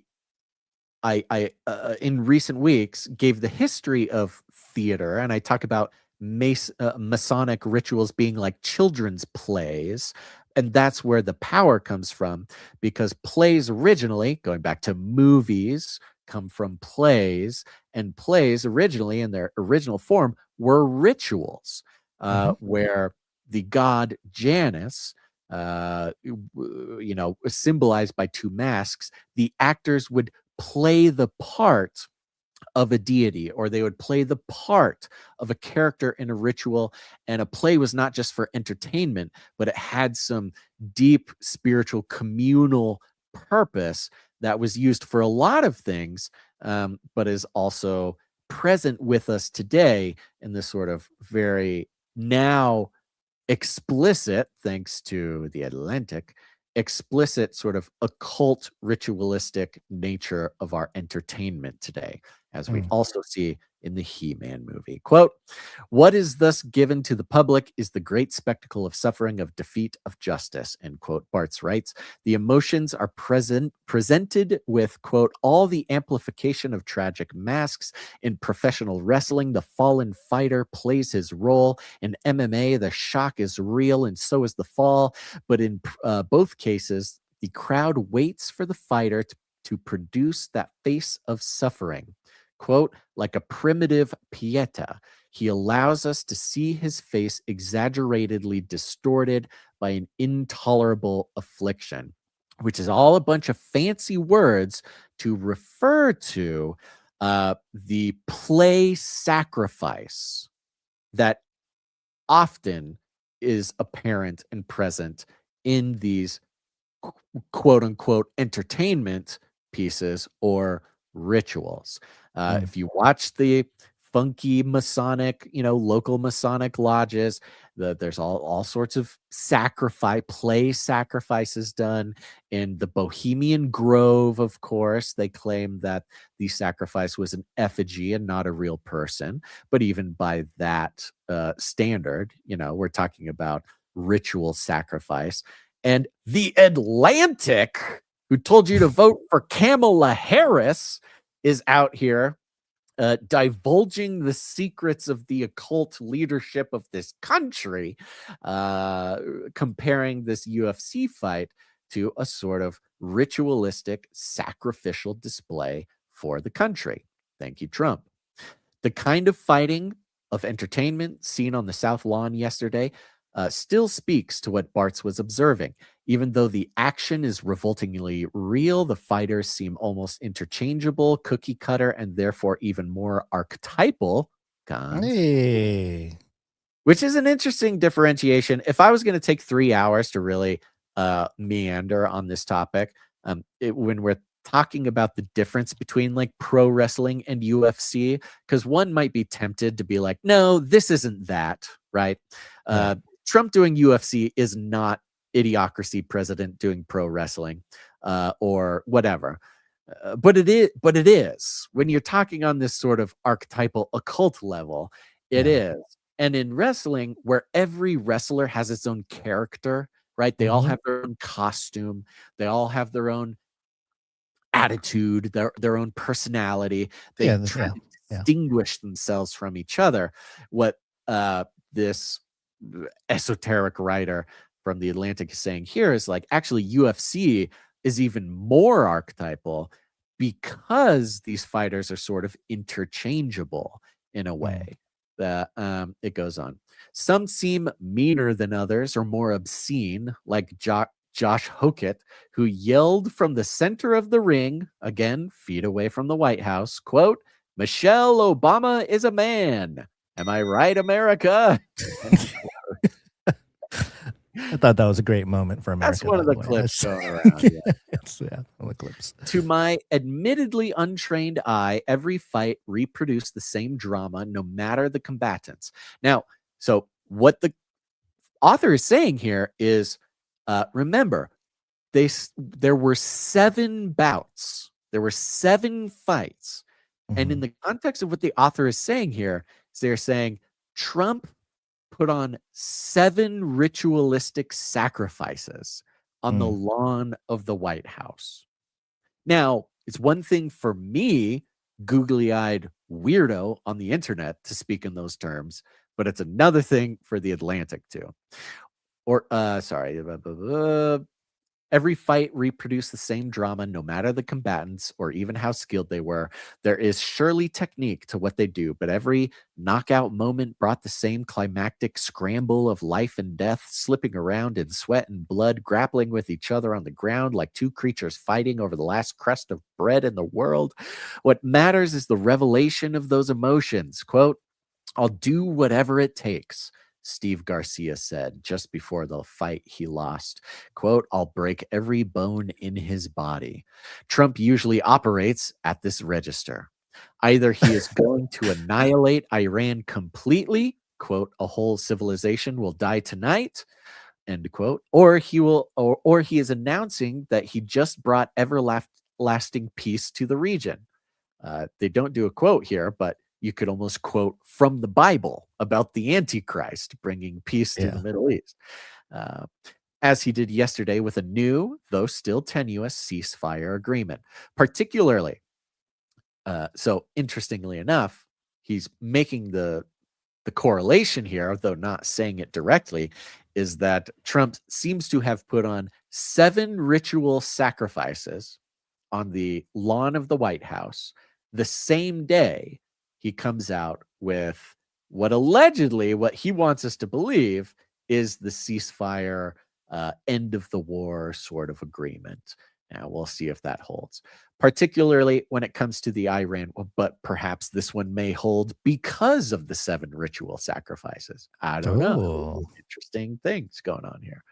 Particularly when it comes to the Iran war, toggling between these extremes has become another kind of exhausting spectacle of excess. He knows no subtlety. For him, as for an MMA fighter, it is either kill or be killed. By staging these fights so close to the seat of executive power, Trump is putting on a show that is also meant to demonstrate what being president means to him. The office might be oval, he is saying, but it is his octagon. Good job. Good job with all the. He probably was very proud of that one. Or AI came up with it, and he took it from AI. I had hoped that even a UFC fight, we might see displays of power that would suggest other possibilities beyond face pounding. Here comes the civilized part of the Atlantic. Okay, very academic, but he's civilized. But it is these violent pleasures are below him. The Atlantic. I had hoped that even in a UFC fight, listen to what he's saying. I had hoped in a UFC fight. Okay, so he's hoping about the UFC fight. We might see displays of power that would suggest other possibilities beyond face pounding. oh, I had hoped at this UFC fight that perhaps they What would have is he done a talking thumb about? war, or maybe they would have done a rap battle. I was hoping what- this UFC fight would not have been so violent. Oh, What is cool. man? I mean, What talk is about wrong with these theater. people? The theater of it all is just beautiful. Yeah, but I mean, that's the part that is hilarious about this is that they're calling out the theater of the whole Trump thing and the UFC and all this, but they themselves are being extremely dramatic about it. Like it's their own theater.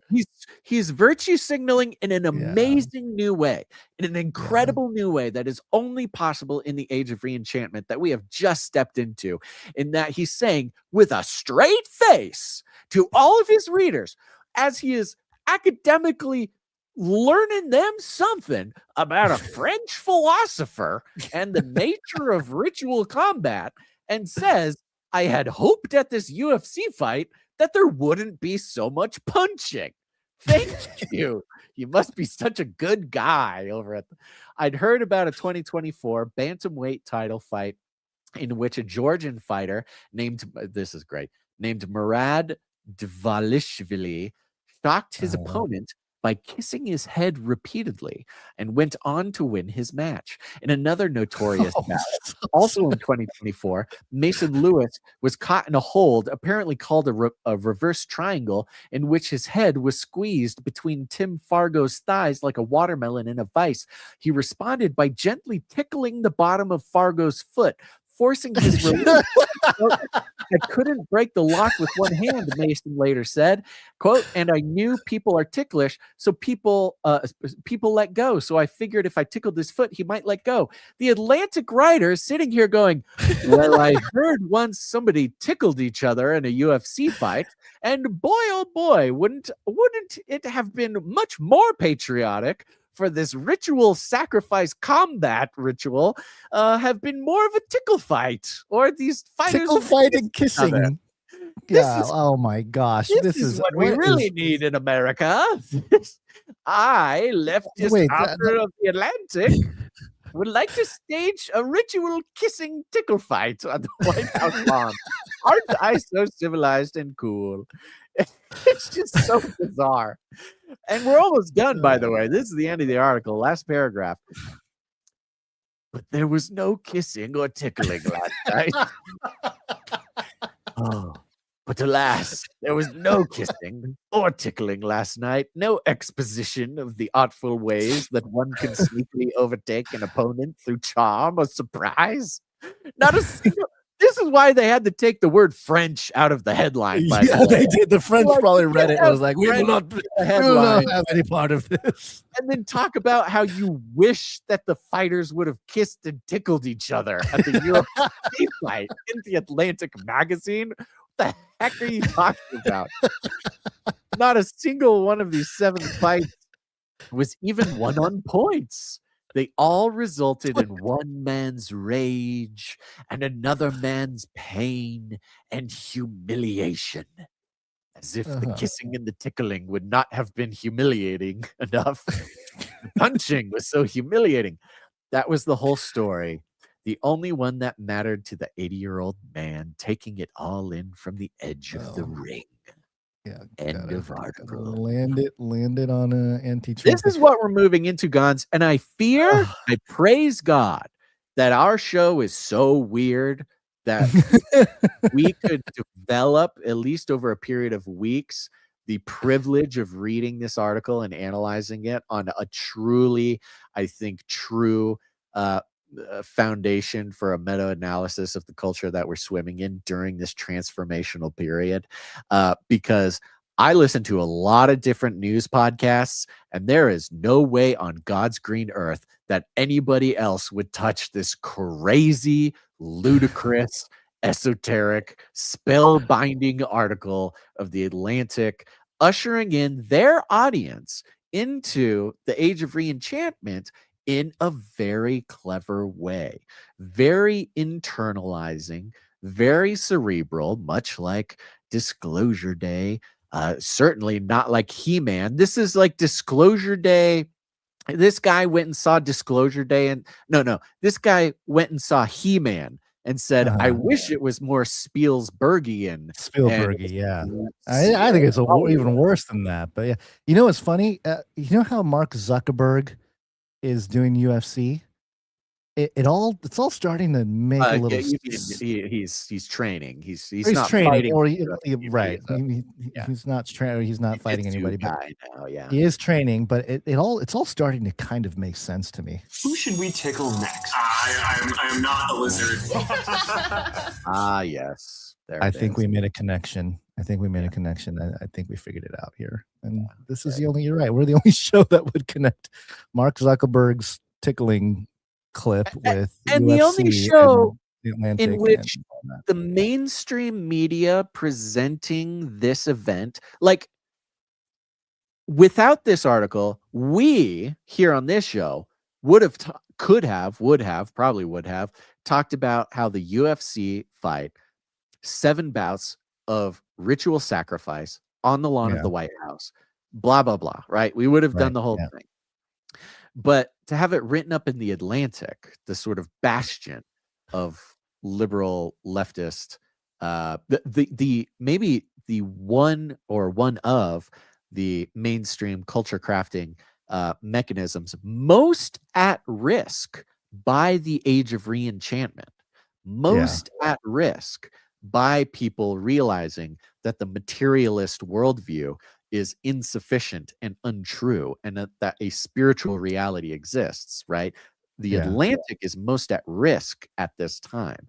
And so their response is to come in and explain the magical occult significance of what's going on. Of course, they have to put it in the language of a French philosopher, because they couldn't, they couldn't admit that there's sort of spiritual things going on. But I think it's very interesting development in where we are today, and the way that the mainstream media is going to have to move. We're going to see this happening. And the Atlantic would be the first, the one brave enough to start adjusting in this way. It's really going to be trippy when like CNN starts talking like this. Yeah.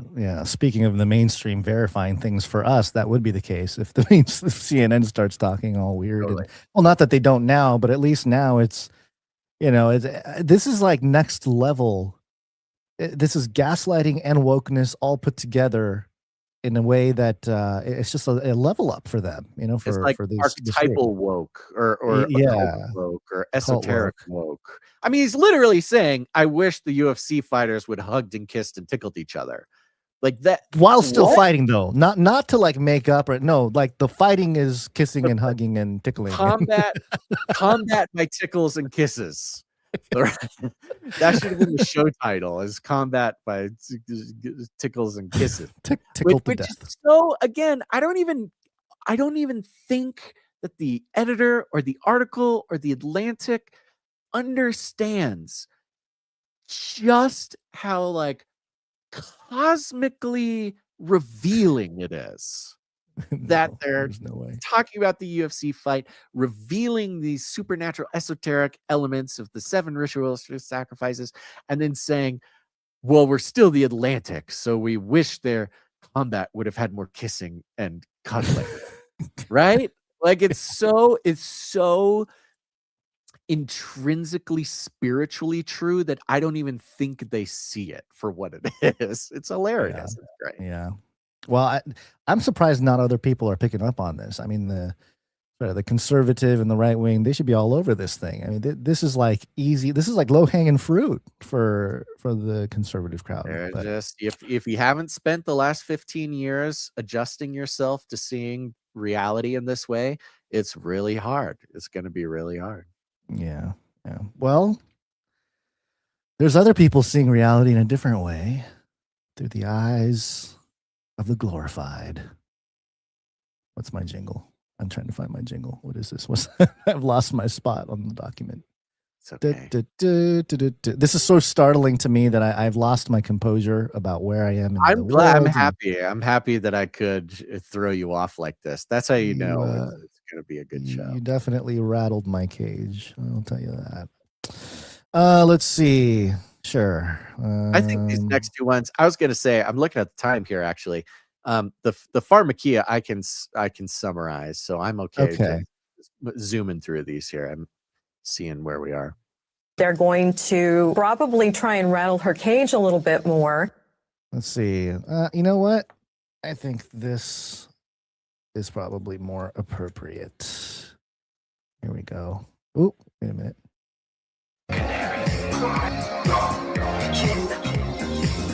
Oh no, that's a Canary Cry .tube jingle that we haven't played in a really long time. That's not it. That's okay. Let's jump into the news here. Well, and I will. Hold on. Here we go. Canary in the coal mine. There we go. That's what I was looking for. Okay. All right. So this is coming from the New York Post. And the headline here is Ridiculous Restoration Job Turns Religious Statues into Googly-eyed Caricatures. Oh, of course. And instant tourist attraction. Look at that. Look at what the googly eyes does for these people here. A disastrous restoration job on religious statues in Brazil left the Holy Family looking like ridiculous cartoons. And the botched spruce up was so bad that it became an instant tourist attraction.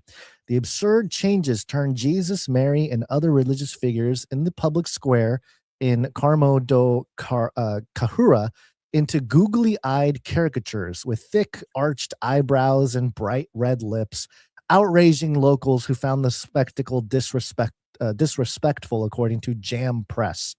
But out-of-towners flocked to the town, with about 250,000 of them there to laugh or pray around the site. And here we have an example for those of you watching. How would you describe the paint job here? This is yeah, well, it's not good. It's definitely not good. I there's got to be more to this story. So you see a lot of this, of course, sort of religious statues. You see this everywhere. Europe, notably, mostly carves them out of marble and things, but you see a lot in Latin America, sort of plaster and cement versions of these statues. And yeah, apparently this quote unquote restoration, somebody was brought in to paint these white statues, and the painter, it's like a third grader playing with his mother's makeup, is what I'd say. So right. So if you have for those of you just listening, if you take like a normal marble or like white ivory or whatever statue of a face, like a normal humanoid face, not humanoid, a human face. Imagine really, really thick eyebrows. And then if the eyes were closed, imagine drawing like thick ridges around the closed eyes, and then very thick eyeliner with no eyelids. With no eyelids, right. Bulging eyeballs, no eyelids, with very thick eyeliner. With the blue iris and the pupil there, and then like red, very, very bright red lipstick. So a couple things come to mind here. First off, the first thought I had, first of all, the fact that New York Times used googly eyes is, of course, we are. My post on X was, look, we're fighting this spiritual battle that, it's not on the front lines where everyone can see it. It's this sort of narrative, obscure meta war that we're fighting, especially as Canarians here. And of course, Basil's been sporting the googly eyes for a long time. We saw it in movies, and now we're seeing it mocking religious monument. Interestingly enough, over the years, people send me every new googly eye story that comes out for many years. Googly eye experts now. Yeah, it's true. It's one of my strengths. And over the past couple of years, there's been a spree in America of various cities who have statues and things around. I guess vandals, they will be called. Vandals will put the sticky actual googly eye product, the googly eye craft object, onto statues. And they're not always people. Sometimes they're just shapes or weird things. And, it's humorous. The internet loves it. Usually the cities are like, will throw people in jail or charge them $15,000 or something for doing this. The law takes this very seriously. But this is one of the first times that I've seen it on, in Latin America, they take their religious statues very seriously, much more seriously than America does. Yeah. And Yeah. Is this similar to, is this Catholic statues, or yeah, is this? probably, most likely. Yeah. Okay. Yeah. Yeah. For South America, I know there's a large Catholic contingency there. So that the first thing I thought of was the googly eye thing, but immediately afterward, I thought, okay, and I'm looking at this image and I'm thinking back to the Genesis 6 and the Watchers story. And one of the things the Watchers taught mankind was to beautify the eyelids and put on Oh, makeup and all this kind of stuff. So I thought of that too, as like, oh, interesting. Maybe there's like in the spiritual realm, there's, the Watchers are mocking or something, that sort of thing. But the other thing that came to mind was, and this particular one I'm showing on the screen right now with the blue iris and kind of the really wide eyes, immediately I was reminded of the ancient Sumerian little statues, which I'm showing now on screen. And so according to the archaeologists, okay, they claim that the reason why these statues from ancient Sumerian times of these individuals, the reason why they had such large eyes was to represent awareness of the spirit realm, or being able to see and be aware of, more than what meets the eye kind of thing. Yeah, And the they're fact that blue eyes too, where in right. the Middle East, in the Sumerian Middle East, the blue eyes would not be very common. So to paint No. big blue eyes on a statue was sort of a symbol of spiritual sight. Spiritual sight, and yes, being able to see into other realms, or being able to see the gods or communicate with the gods or something to that effect. So it was just strange to me that this statue looked so much like it. Some commentators have suggested that the reason why their eyes are so big is because of the fact that it somewhat represents the fall. Their eyes were opened, they understood good and evil type thing. Right. Yeah. So, eating of the fruit of the knowledge of good and evil. That school, very mystery school. Yeah, mystery school. And for the mystery school, this is a good thing. This wasn't a fall like the Christian version of it, or the Christian mythology, if you want to call it. Don't be offended by the word mythology, by the way. I'm just using that in the scholarly sense here. But through an awakening process, or of course Lucifer freeing Adam and Eve from the garden, and not forcing them, but encouraging them to eat from the fruit of the tree of knowledge of good and evil, so that they can see more clearly what reality is, kind of thing. So it's just an interesting rabbit hole to go down.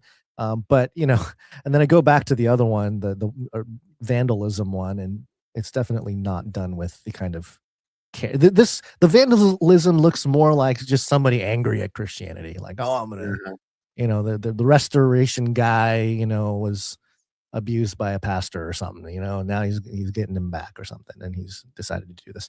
So I mean, it's really not much of a story, but it's it was enough for the New York Post to write about it, because right now spiritual, religious, Christian stories are getting traction. People are interested in I guess Christianity as a generality, and it's in parallel with this whole reenchantment thing. And like we talked about in the last few episodes, there does seem to be a cultural race to cover some new real estate with this brand of reenchantment, whether it's coming from a new age secular type of reenchantment, or a more religious, you can call it Christian, I guess, reenchantment, or like a new agey reenchantment. There's different types. But a lot of it seems to be in the context of bringing back and reactivating our core of who we are, and why we're here, and meaning and purpose, and those types of things that are a little bit more philosophical and spiritual. And of course, it comes at a time after the post-enlightenment period, when a lot of that philosophically have failed, other than some great technology, I suppose, in terms of purpose and meaning, has not done a very good job in providing such things to the population. So there seems to be a race right now to place that type of meaning into all kinds of things. And when it comes to, an outrage obviously is a click clickable thing. So you're immediately going to get clicks if you're talking about religious statues getting, you know, vandalized for one purpose or another. But yeah, the googly eye thing I thought was very interesting. I'm always looking for googly eyes in the headlines for obvious reasons. So, you know, it's anytime I see it in there, and of course having to do with religious symbolism. I mean, we find ourselves in the thick of it, Basil, but we don't even try to be in it. You know, we're just kind of always do moving along, and then here we are kind of thrown into it. So, speaking of the sort of search for meaning and the reenchantment and the methods through which that is becoming so popular or expressing itself in popular culture, quick Pharmakeia story here. Ah, yes. Okay, we're moving on. All right, let's see. Hold on, I was not prepared to move on, but here we go. Let's see. Boom. ScienceAlert.com. Huge psilocybin dose has incredible effect on elderly dementia patients. Now, Pharmakeia, we've talked about this for a long time. Of course, the word that we get pharmacy from, or pharmaceutical in English, but also in the ancient languages of the Bible, reflects meanings closer to magic or sorcery, these sorts of things. And, you know, psychedelics, of course, a big technology. Some would consider it a spiritual technology these days in the age of reenchantment. But the science, an interesting example of the science actually catching up to the age of reenchantment, or sort of merging in this way, in the same way that science in the ancient world, in the biblical world, were sort of intertwined. Science was sort of this almost a type of pharmakeia, so an inspiration of the Watchers to find a way to affect the known world outside of the will of God. But, of course, in today's world, it's always about healing somebody medically. It says here, dementia is a degenerative disease that no known drug can completely stop or reverse, despite decades of tests. Now, a historically vilified psychedelic is emerging as a possible new avenue for controlling Alzheimer's symptoms. Neuroscientists around the world are starting to investigate if psilocybin, the psychoactive ingredient in magic mushrooms, can help protect the aging brain. A recent case study in Brazil hints that at that tantalizing possibility. It reports that after a patient in her 80s with advanced Alzheimer's disease took a high dose of psilocybin-containing mushrooms, she temporarily regained bladder control and the ability to speak beyond monosyllables. The paper, written by neuroscientists in Brazil, is unfortunately light on some of the details, but it suggests there was meaningful improvements in the patient's cognitive and physical functions, lasting for several weeks after her doses. Quote, the findings should not be interpreted as a reversal of Alzheimer's pathology, warn the authors, led by neuroscientist Marcos Lago from the University of Sao Paulo. Quote, rather, they raise the possibility that latent functional capacities may persist in advanced neurodegeneration and become temporarily accessible under specific neuromodulatory conditions. A fancy neuroscientist way of saying, we gave this old lady a ton of mushrooms and she became normal for a little while, which is weird. In other words, psilocybin may help tap into brain regions impacted by dementia, temporarily elevating or alleviating symptoms, although that idea remains speculative. The experimental psilocybin treatment was conducted under clinical supervision in Brazil with written informed consent from the parent's legal guardian. The elderly woman with dementia was first treated with an incredibly high dose of 5 grams of psilocybin-containing mushrooms, which caused her to enter a prolonged deep sleep. Hey, now, yes, we've talked about the 5 milligram dose, the heroic dose. Most recently, we talked about this in the context of Brian Johnson, the very rich man trying to live forever, who took psychedelics live on stream. And we talked all about that. Granny going on a trip. The strangest thing here is that they gave this woman with dementia a humongous dose of psilocybin mushrooms, and she fell asleep for 19 hours. Okay. For Yeah. anybody who's had any experience with psilocybin mushrooms, not saying anything about my own experience or non-experience, but falling asleep is not one of the things that you expect to do. Before the experimental treatment, the patient could only speak in monosyllables, rarely initiated communication with others, and was very dependent on assistance for basic activities of daily living. Roughly 19 hours after the oral dose, the woman suddenly began to talk to herself. She kept doing so for several hours. Over the next few days, the elderly patient was reportedly able to control her bladder, dress and walk by herself, and engage in conversation, holding eye contact and smiling back. Quote, now, I read some other articles about this. Science Alert is being very clinical, listing these things. Like, she could engage in conversation. She was holding eye contact and smiling back. A sort of list of clinical things the woman was doing. In other descriptions, basically the woman was totally fine. She was just back to her normal self for a few weeks after the thing. Oh, wow.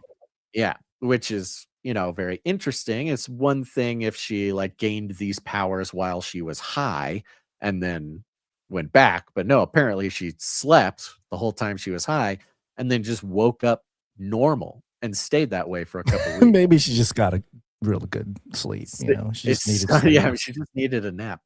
Quote, the persistence of urinary continence after more than 5 years of chronic incontinence is particularly notable. So gaining control of her body again, even these little controls that we take for granted, like when to pee and not pee. Let's see here.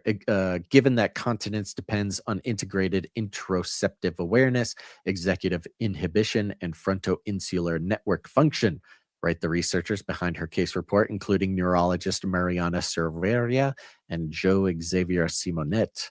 Because of the woman's promising and lingering response to psilocybin, she was administered another 3 grams of mushrooms a month after the first session. This dose was also closely supervised. During the second session, the patient did not fall asleep, but remained verbally expressive throughout. She described emotional scenes like surfing with her son on a peaceful island. Quote, facial expressivity, emotional reciprocity, spontaneous humor, and gait agility appeared markedly improved, reads her case support. During the second session, the woman said, unprompted, quote, it is pleasant to come here. It is important to note that researchers in Brazil did not and then it goes on, give some sort of give some sciencey things like it didn't cure her, blah blah blah blah blah. So very interesting. This was not a study. They're very apt. They make a very important point to say this isn't a study. This is just something we did. But Alzheimer's being a particularly concerning disease more and more every year, considered diabetes 3, meaning they are discovering that it's not just some random genetic thing. It's not just, you know, it's a lot less mysterious, but that it might have a huge connection with our diet, aka society has been engineered in a way to create Alzheimer's more and more, and earlier and earlier, younger and younger people, right? And so Pharmakeia, the psilocybin mushrooms, come in as a very promising, at least lead. They're very clear to say that it's not curing the person, but more or less having what some were calling miraculous effects.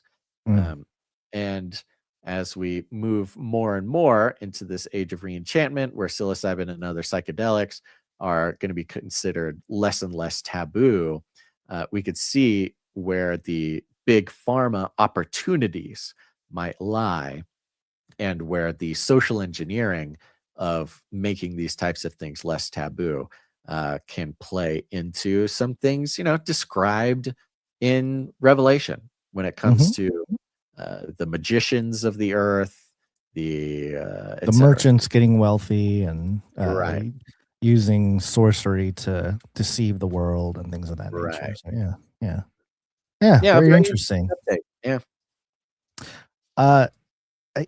There's with any kind of science like this, there's always that discussion, and this discussion is something we've brought up a lot in the context of transhumanism, which is the dividing line between restoration and enhancement, right? Yeah. And in that regard, if some of this is restoring certain functions for people with dementia, at a certain level, it's kind of like there's an ethical. Well, that's the big question, isn't it? And that's the right. question we've been having for many, many years. We even had Christian transhumanists on the show. We've had, I mean, this is a long-standing, very early, 15-year topic for us. And I think it's intellectually, if not spiritually, dishonest to go straight to, It's all evil. I'll say this. It's intellectually dishonest to not say, okay, look, Pharmakeia includes Advil, okay? Yeah. A biblical description of Pharmakeia, including sorcery, includes Advil. So us as Christians, it's easy for us to say something like magic mushrooms will make a demon, take over your body or something like that, and just say, Right. no way, Jose, but then turn around and take Advil, right? So Right. Yeah. it's these subtle, nuanced explorations that I think are going to be the most beneficial, not to say that I'm sitting here as a proponent of giving Alzheimer's patients, or rather, certainly not saying I'm Dementia patients. Yeah. give your dementia grandpa psilocybin, although, I had a dementia grandpa. Yeah. There was a time where I probably might have said, okay, give it a try, see if it helps, because it's See if really it helps, or horrible might as well, let him have, let him have fun, let him find Jesus. But it's interesting how in our paradigm, it's the same conversation about, say, Neuralink, right? Yes. Yeah. That's That what I'm where saying. Neuralink, these things are always sold as, hey, people who were born blind, now they can see. Praise God. We can make somebody's life better. So restoration of the original, image that God created us versus, hey, you're born totally fine. Let's put this chip in you, and now you're enhance. telekinesis, right? So enhancement versus restoration, and the pace at which Pharmakeia is finding ways to at least give new, heretofore unavailable hope in these hopeless situations like Alzheimer's, etc., is the type of thing that could very easily have people closed off in times when maybe restoration is due, or so excited that the difference between restoration and enhancement is totally thrown out the window, and it's just like a good thing for everybody. Yeah. Yeah. Well, we're going to keep track of all of it and bring it to you. And, it's funny because the conversation on the reaction, I think that's maybe our job too, I was thinking about this as well. And I mentioned some of this in my weekly Bible study on Patreon, but in 15 years, there hasn't been a lot of shifts when it comes to the core things that matter, right? Like the Genesis 6 topic, a lot of the Heiser work that it had helped us understand what Jesus was doing, the three rebellions, and that sort of worldview and understanding of scripture and all that. That's sustained, and almost because it's so foundational and it's such an important piece to explain everything in culture, that it's interesting to me that those things have not shifted whatsoever. Like if we shifted our view on Genesis 6, that would be one thing, right? Like we went from, the fallen angel and all that whole I mean, maybe we're more nuanced on certain things, and more specific.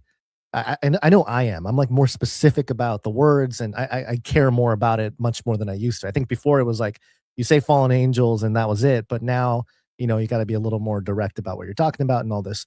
But generally it hasn't changed, but the world obviously shifts from.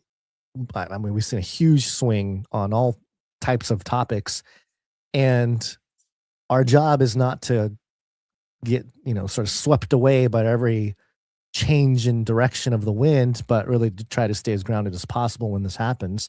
Yeah. And it's just interesting to me that 15 years ago, a story like this would have been like, no way. They're not going to, no, come on. They're not going to give a dementia patient mushrooms. That's crazy. But that's just science alert headlines now.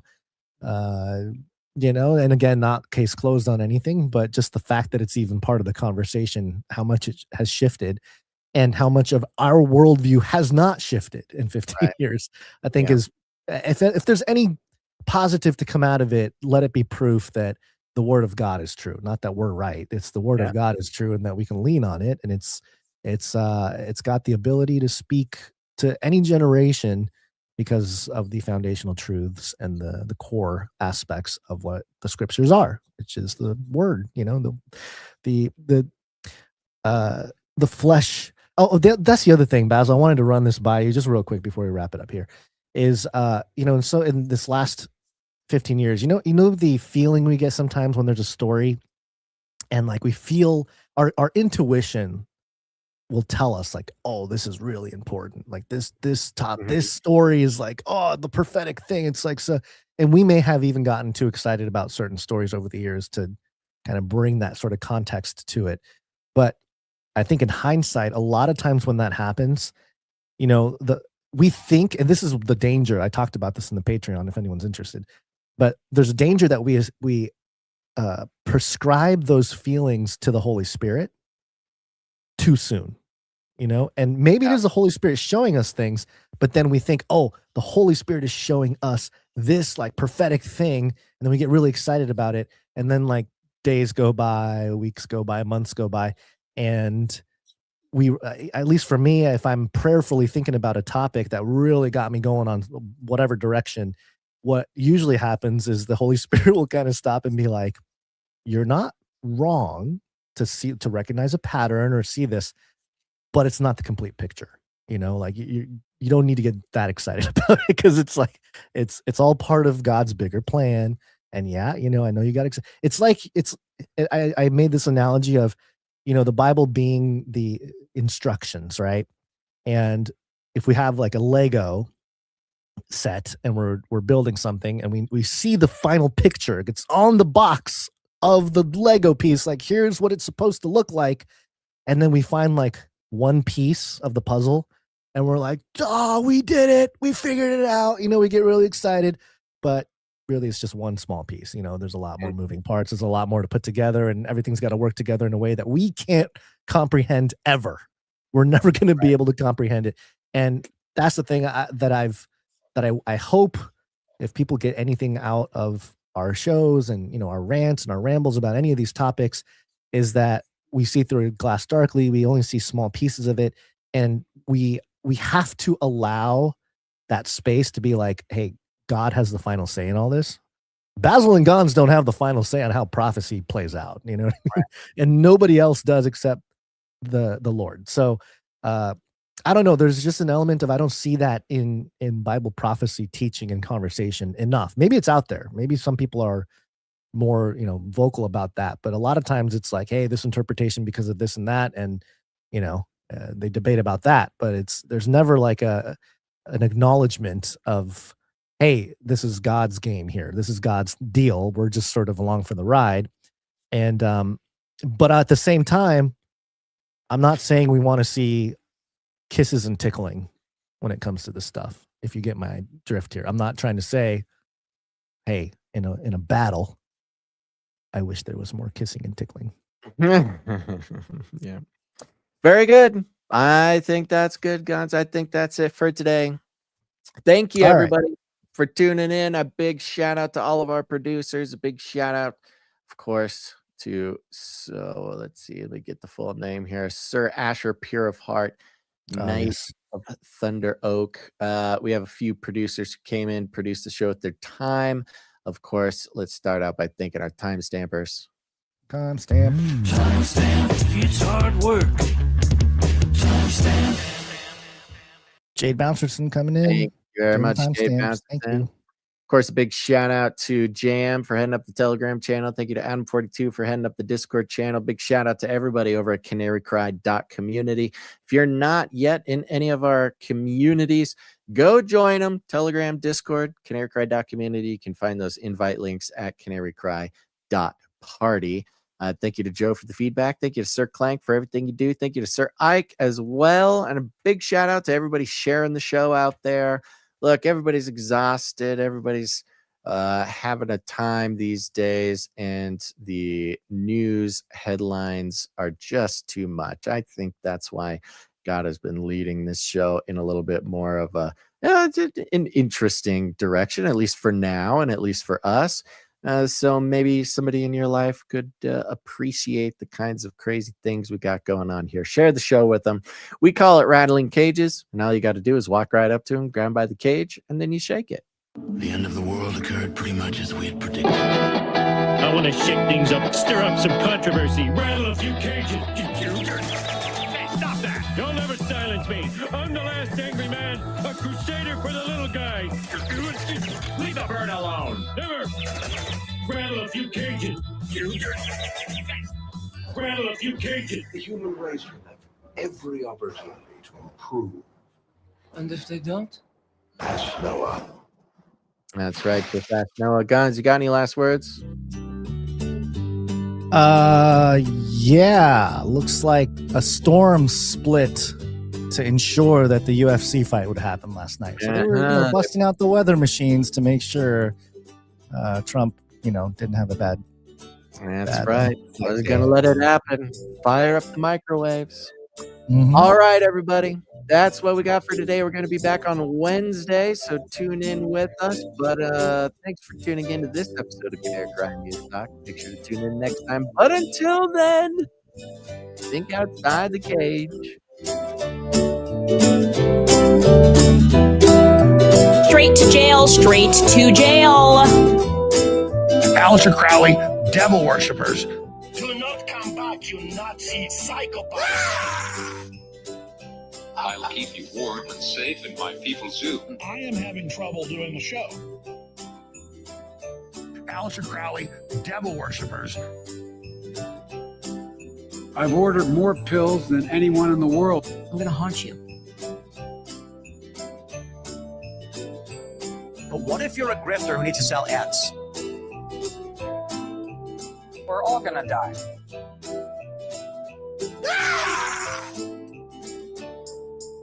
Remember, reality is an illusion. The universe is a hologram. Buy gold. Bye! Heaven, can I? Heaven, can I?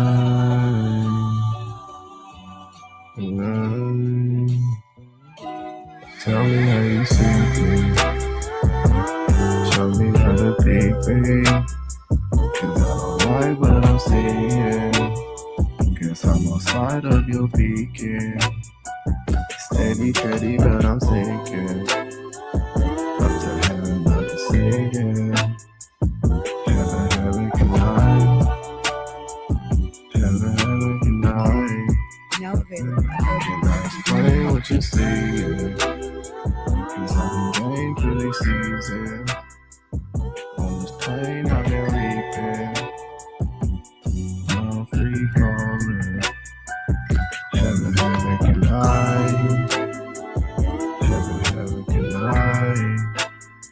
Can I explain what you're seeing? I've been acting sort of feverish. These actions are the reasons. So can you tell me how to preach this? Ain't fair to leave. Tell me that you see it. Heaven, heaven, can I? Heaven, heaven, can I? Heaven, heaven, can I?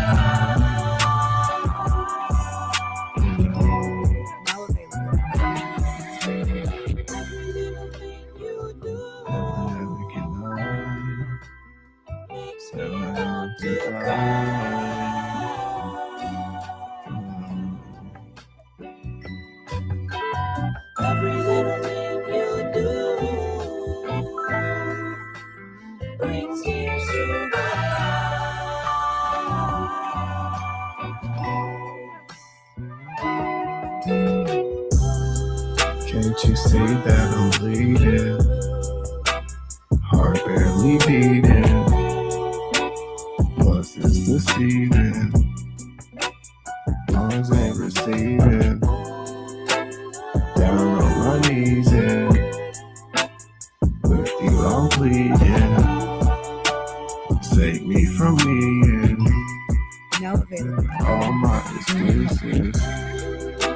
You said you'd excuse it, but I still feel ruthless. Walking around clueless. Like how did I do this? Heaven can I? Heaven can I? Use your life for these bruises. Heaven can I?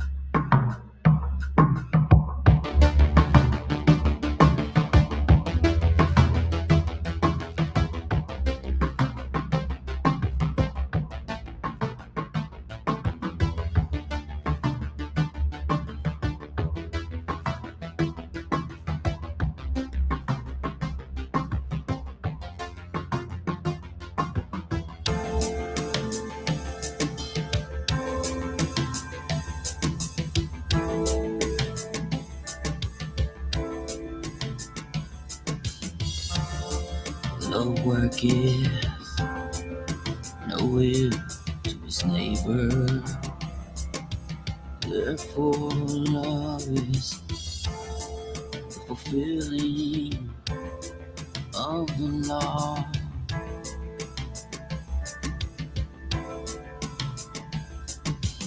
And that knowing the time, now it is high time to wake out of sleep. And that knowing the time, now it is high time to wake out of sleep. And now is our salvation nearer than when we believe.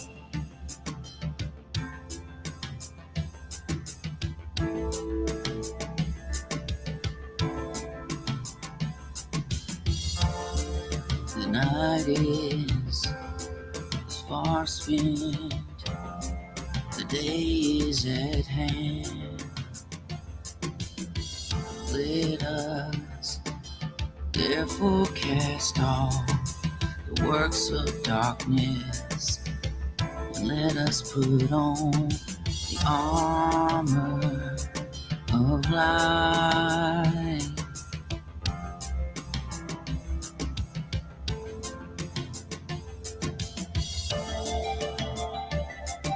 And knowing the time, and now it is high time to wake out of sleep. And now is our salvation nearer than when we believe. The night is far spent, the day is at hand. The night is far spent, the day is at hand.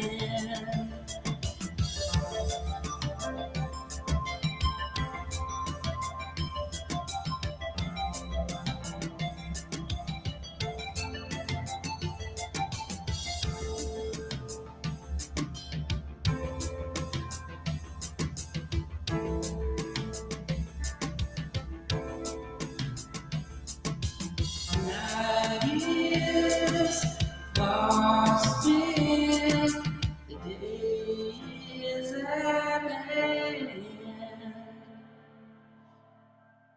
Value for value. We take no money from corporations, commies, or cartels. Canary cried and